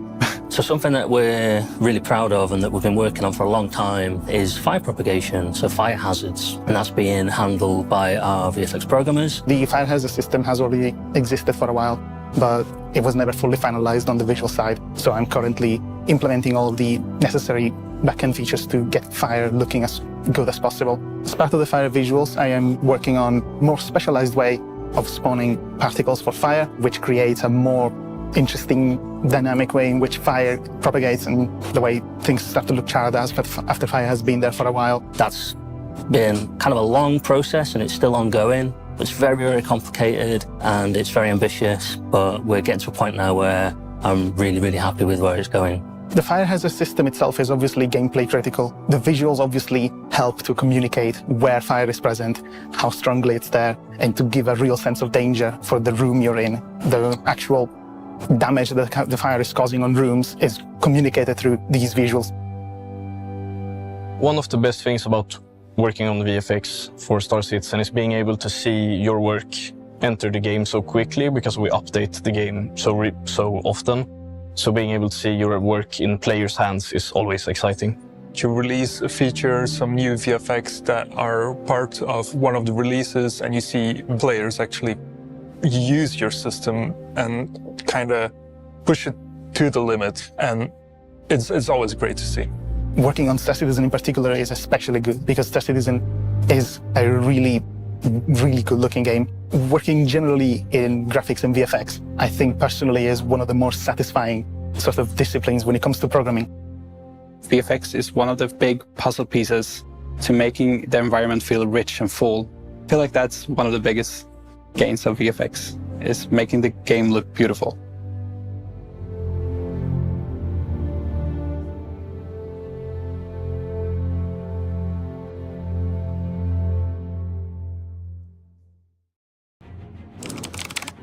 So, what did we learn this week?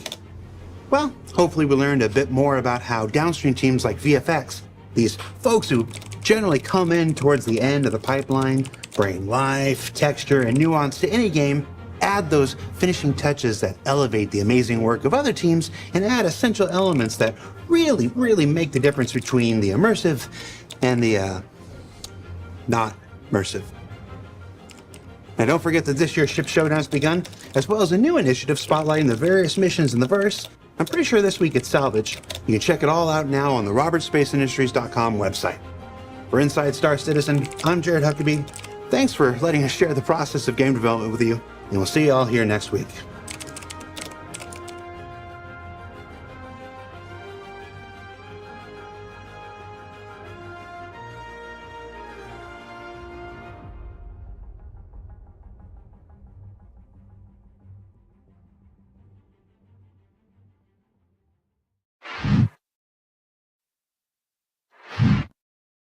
All work and no D&D makes Jared a something. So yeah, what do people think? I'm gonna go in, well, let's start with Fifth Phase. What do you thought?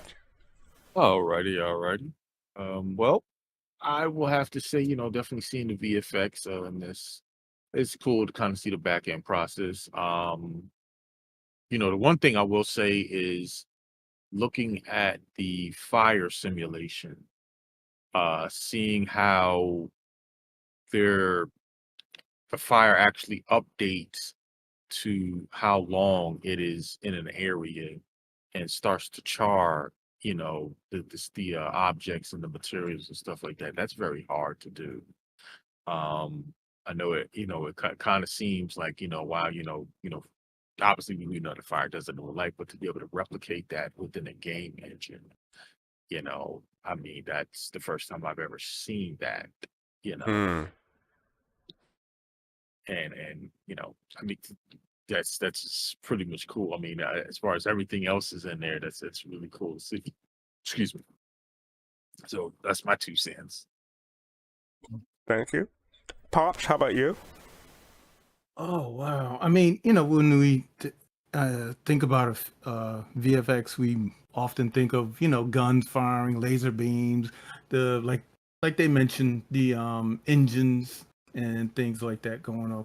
I am really waiting for the interior stuff to come along that have to go along with the components and things that are in you when your components start to spark, when they get damaged. And exactly like my son said, the fire and how that goes along with the gases and the smoke that's going to be on the inside of the ship, how how life support is going to affect how that fire the looks and feels as far as it charring and what do you call when extinguishers and things like that go off. Basically, and another thing, because we often think about, like I said, the outside of the ship, but these ships are going to come with interior things, like I was saying, life support, which is not in the game yet. So like the cartography deck, when those effects and things come in, I'm really looking forward to all of that. The characters, it's really just the character right now really is just a shell of what it will be, later on down the line, because you have the robotics, the drones is the word. The drones, when they come online, I'm curious to really see how they scan and exactly what they do, the Orion, how its drones work and the effects that they put on it. So it is a big undertaking these artists have to do. And it's not just about putting a flash of a light.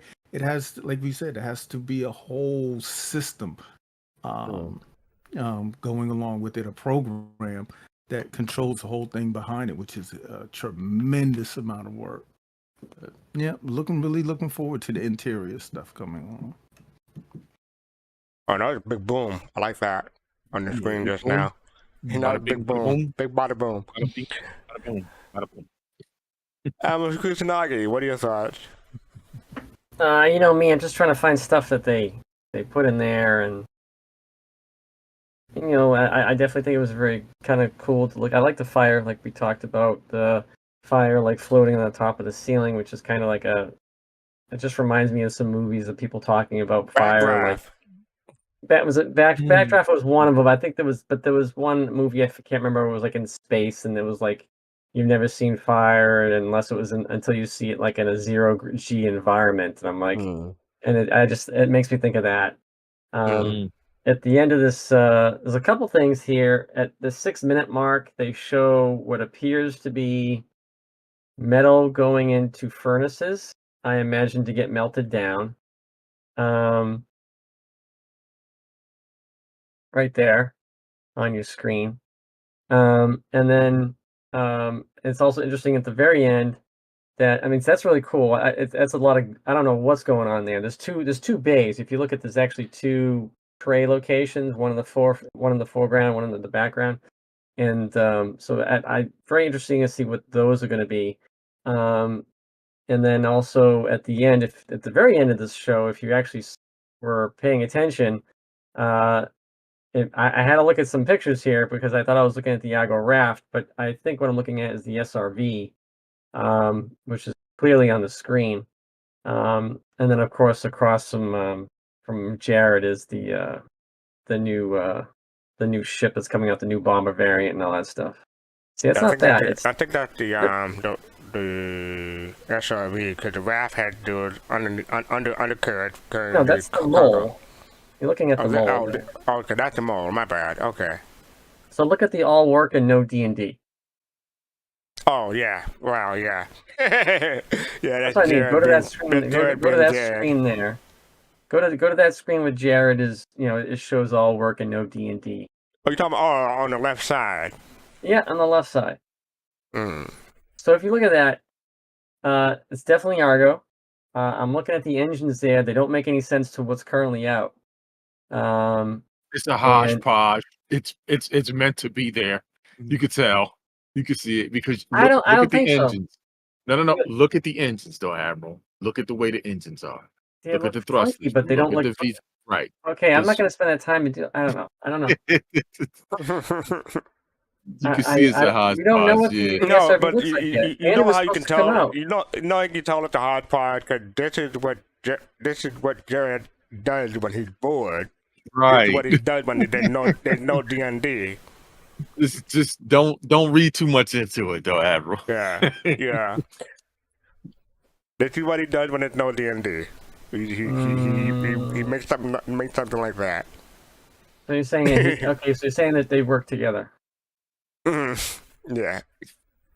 I'm still gonna wait because I want to see what the SRV looks like. Because it should have been done for 4.0, but I think it's getting pushed back because of those release notes. So they right now they say the Hull C is ready to go. They didn't mention anything about the SRV. So that looks like it's getting delayed. But on the back side, you do have the guy behind him working on the new bomber variant. Can't remember the name of that stupid ship. The void. You thought the V, right? Spirit. What? The Spirit?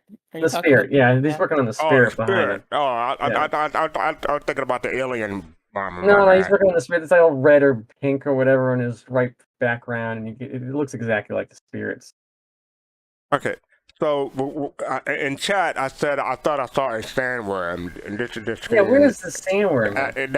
That's just lava flowing down. And I saw something moving in the screen. I thought it was a sandworm, but no, that's just lava flowing. So that's my bad. Oh, right there. No, that's his hand is in the wait. way. Back it up. Right there. Oh, that looks like Embergen. Yeah, that's Embergen. Yeah, because I was. Yeah, that looks like Embergen. Earlier, I paused my screen and I was trying to see what they were using, but they have it blurred out. Yeah, it looks like Embergen. Like, man, what is that? Yeah, no, it's a software used. We've actually been using it ourselves. It's a software. It's a smoke fire simulation, particle effect simulation. Okay. Yeah. So Jay, what are your thoughts? Yeah, so I love what the VFX team does in the game on macro level. And there's some things though that I'm just going to be the contrarian voice here that like all of the fog everywhere a lot of people complain about. Not every place it's just like with the planetary tech team putting rocks everywhere on planetary surfaces, like to make the quote more interesting. Not every place has to be that interesting or have a ton of fog in places. That said, a lot of this game we always talk about on a big level about realism. That's kind of where Admiral and I were disagreeing about the tractor beam. But then I see something like lightning and gas clouds in space, and so I throw realism out the window. Or I like one of the things we were talking about. Yeah, but it looks cool though, right? No, it takes me out. For some people, they say, "Oh, that's cool." For people who know about space, that's immersion breaking, right? So it really depends on your perspective. And so the other thing is we keep seeing fire in ships, and we know that at some point we're going to have, like Admiral was saying, gravity generators are going to fail or they're going to be disabled and you're going to have 0G.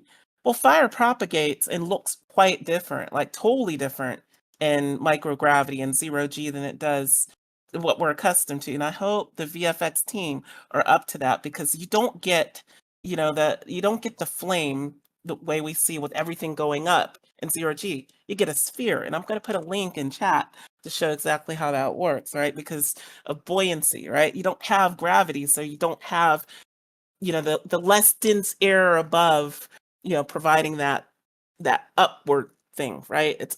So fire in 0G ain't gonna look like this, right? And I hope the VFX team, as much as like they're making stuff like lightning and gas clouds and in space, I hope that there's an attention to realism when it comes to something like that, because that would be cool. Like that's what I mean. For me, seeing fire look totally different in a 0G environment versus 1G, one pressure, that's cool. That's something other games don't do. That's Star Citizen.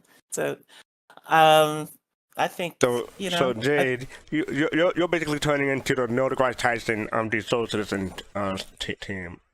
Is what I'm hearing, basically. It's a science fiction game. Where's the science? Right? Like, I like a little bit of science in my sci-fi. So I love, people say it's a space opera. Yeah, it is. But so is Star Trek, and there's science there. So we notice those little things. That's what makes Star Citizen great. And when we see those little details, that attention to detail that they put in. So I'm hoping that from Chris Roberts down to these guys and the VFX team, actually, when they look at fire and 0G, I really hope they, look at some of the actual research on the ISS that shows what fire is supposed to look like in microgravity. That's all. Oh, and if they don't, you can always put a support ticket in. So no, I'm not that person. I'm not that person. And I know somebody on Spectrum that was that person, and they're not posting anymore. So I'm not gonna be that person. But thank you. So yeah, another piece of news is that the VFX team had 21 people on it. So I thought that was interesting. With the fire propagation, I have to come up with the old time meme. This is fine. That's what my thought was when I saw the fire propagation at the end. And did anyone notice? I think Judd has a new haircut. Looking pretty good there, Judd. Like it. Didn't notice. May I say one more thing, FC? What? That I should have mentioned. I know it's really minor and it's not much. But to me, it does mean a lot. I am just really curious on how they come up with the lighting for the Van Man. Because if you look at the Defender, how dark it is, I'm just wondering if they'll give us any type of lighting control in that ship to be able to, Well, I'm assuming that the bazaar is going to have to be properly lighted, because you want customers to see what they're buying. But other parts of the ship, I don't know. Yeah, exactly. I know there's the area where they do their meditation, but excuse me, I'm just really wondering how they blend on. There's with a prison area, how they blend all of those sections together, and I'm really wondering how they build the lighting up in the Bantam Merchantman. All right, cool. But yeah, that is what? All right, I gotta change. I gotta go back to what I was talking about earlier. I want to post these in chat, and you guys can talk about it. Well, be quick, because we gotta cover the Machinima. There's that one, and there's this one. So what is it? So that is the SRV on the right. Oh, the official one, and then the other one is the picture from the screenshot.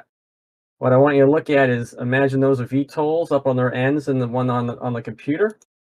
You'll see that on the picture, the one from CIG, the official one, has them. There's 3 sections of these, potential VTOLs right there along the sides, and then I think that's what these 3 things are. These gray boxes.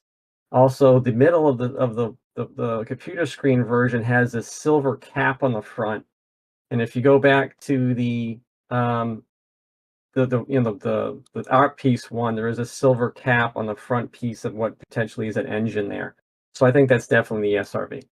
It's possible. The only thing that I will say is this, and the only thing I say is, yes, Admiral, you're correct, but if you look at the engine sizes of those VTOLs compared to the picture, though. All things in this game are subject to change when they're in development. That is true. That is I the get only that. constant. I think the engines that from the picture right there on the monitor screen, I think it looks a little rough compared to what the other one is. But I'm really certain that's probably the SRV. Pieces. Right. It's possible, but we'll move on. So yes, this week Machinima, we're covering our good friend Wicked Wookie. This is titled Star Citizen 890 Jump 50% off. Ooh-wee. So let me make sure I have the loop on, and then we're gonna get to play. Good morning, Stanton. This is Scooter, coming to you from the beautiful Brios Breaker Yard on Daybreak.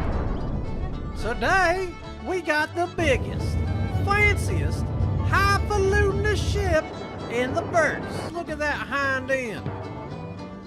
And don't let the big old thumper-dumper fool you with the proprietary QT system and antimatter witchcraft engines.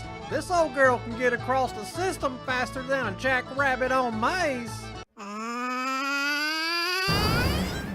You fancy yourself an art lover? Then you're gonna love this ship, Bo. It's got sculptures. Aye, aye, Captain. Self-portraits, and an old painting of that flying eyeball from the Doom game. For weapons, she's got missile pods, remote turrets, and man turrets.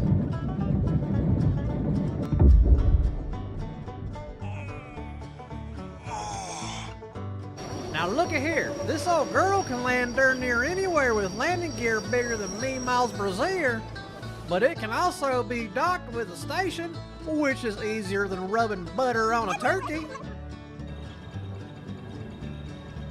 Alright, Billy, we're here, jump on in. Now this may look like it's just a top hat wearing fancy man ship, but this old girl is a multi-role ship. You like competition asteroid mining? This is the perfect support ship for it, Bo. 3, 2, 1, stop. Perfect. Nice entry to the box. The guys go to work now changing it up. These changers going to work on the left side first. Different mentality and game plan, trying to pick up time. Jackman, Brad, John, Robinson. Now, if you're more into security, this old girl can house everything you need from medium fighters to snub-nose fighters. Not to mention it's great for hot dropping vehicles.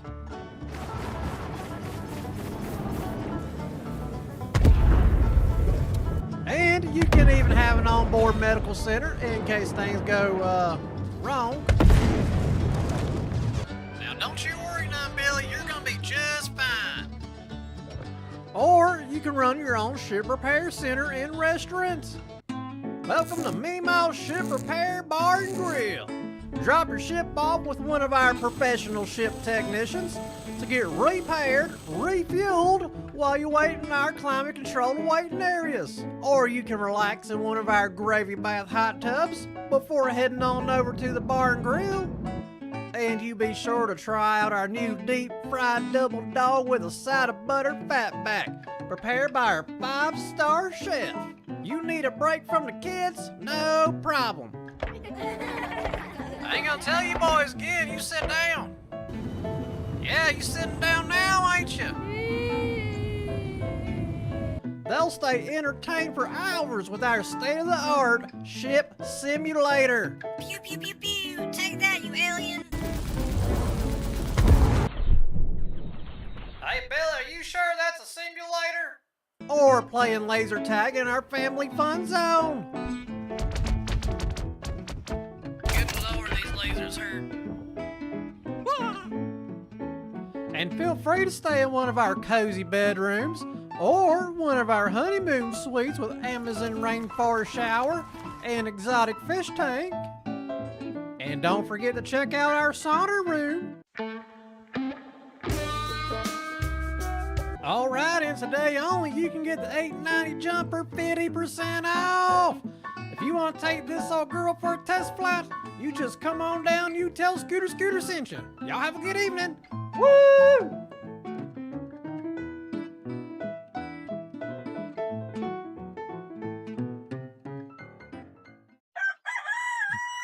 Oh my god. This is Scooter. So yes, that is Wicked Wookie again.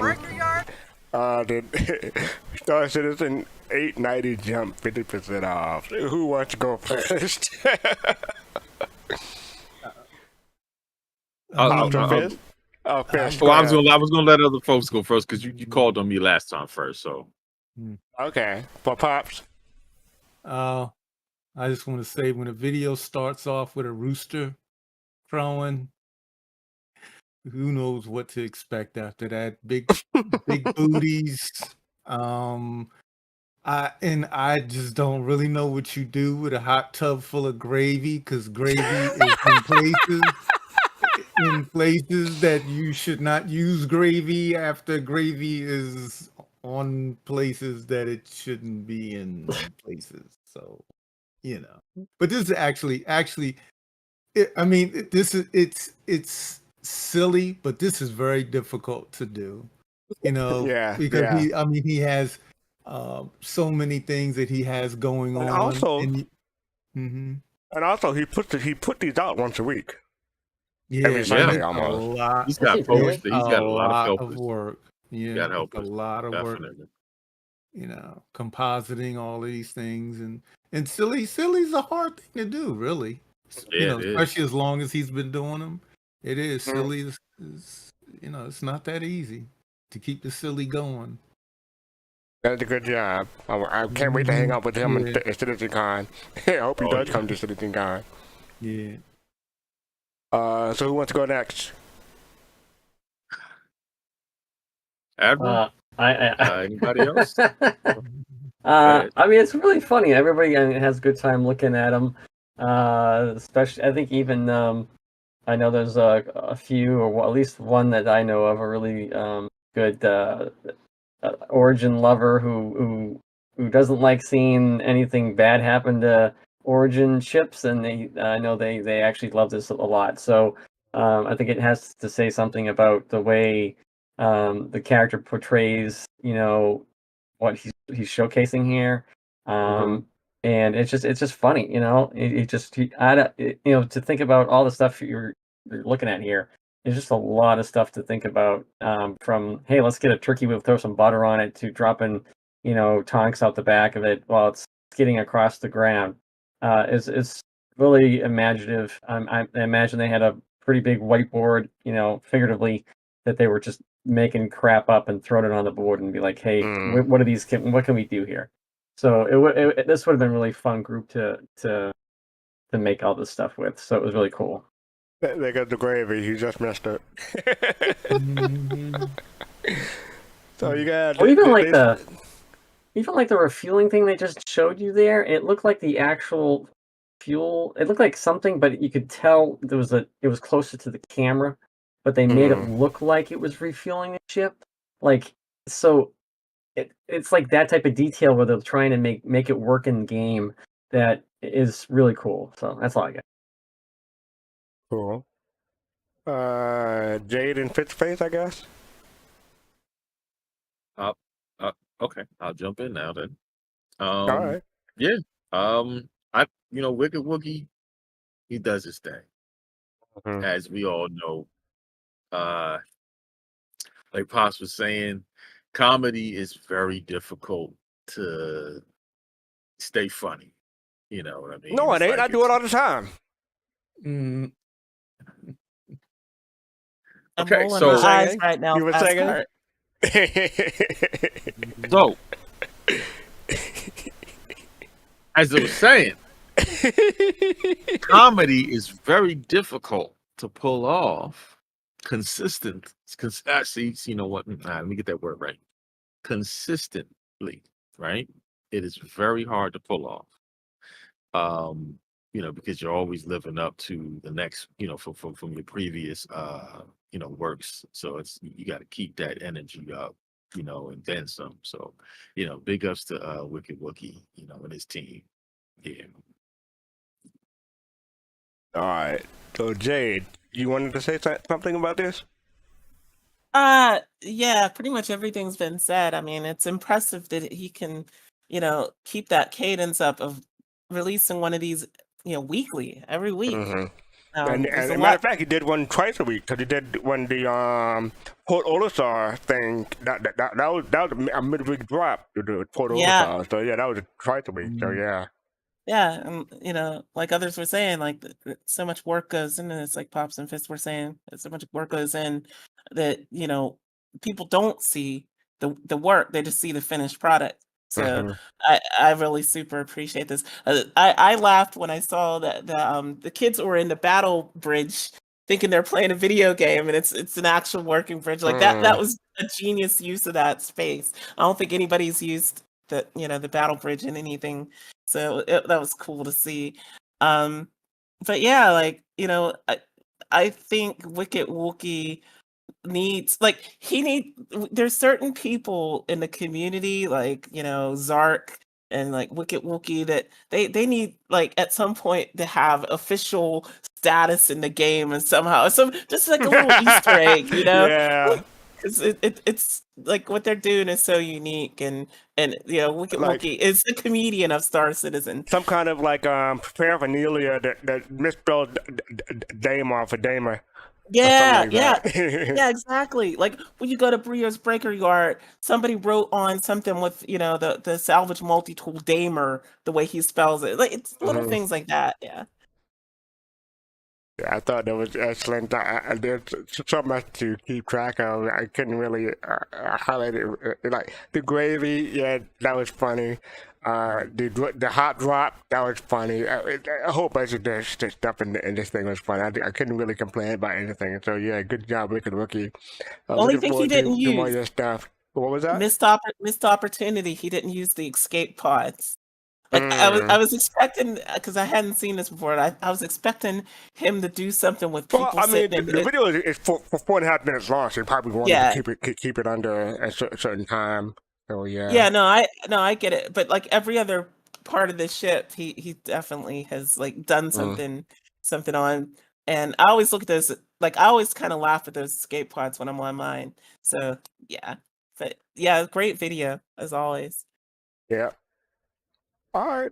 So winding down at the end of the show, I should be doing a Flight of Rhythm on People's Radio next week, not tomorrow, but next week. Griffin had a show last week.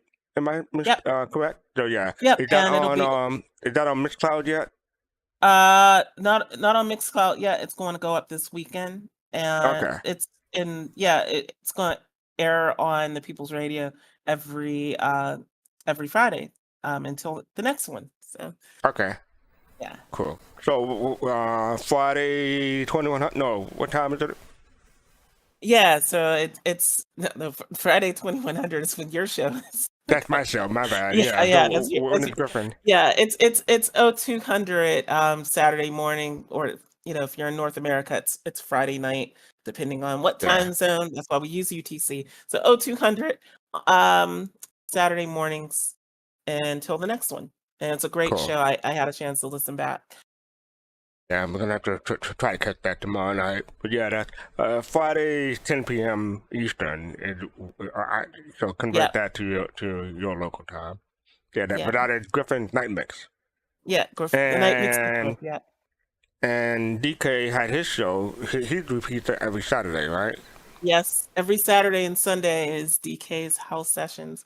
And if you want to see schedule those shows and all the other content on the People's Radio, just go to https://thepeoplesradio, all one word, .space. And it's right there on the front page. You can put that in chat. Okay. Yeah. All right. So I'm gonna wind down. So just I'm gonna say again, Chicago Boy Citizens, Star Citizens The Gathering, August 19th, 4 p.m. to 8 p.m. Central Time. So check that out if you're in the area. Also, doing a fundraiser. Let me see. No, we didn't get any donations tonight, but if you want to, you can donate to St. Jude Children's Hospital.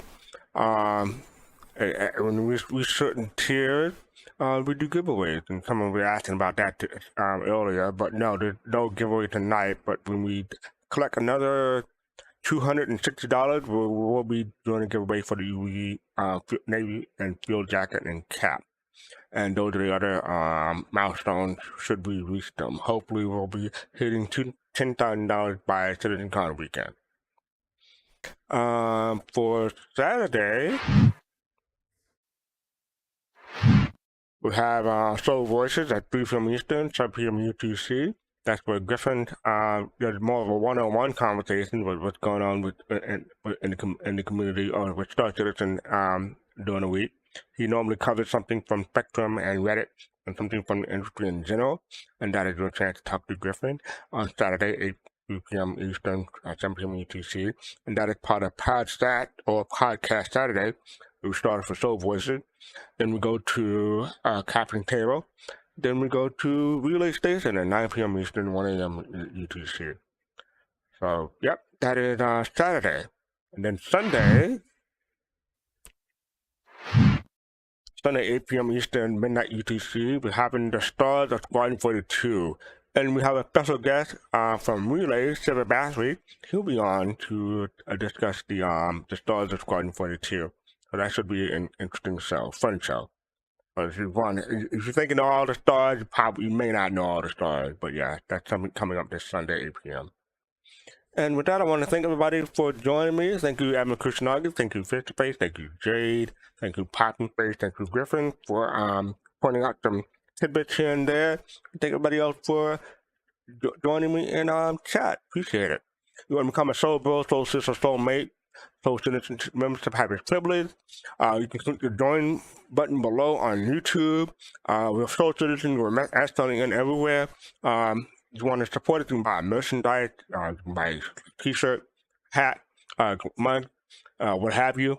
Make sure to hit like, subscribe, and follow, depending on what platform you are, and hit the notification so you know when we're live.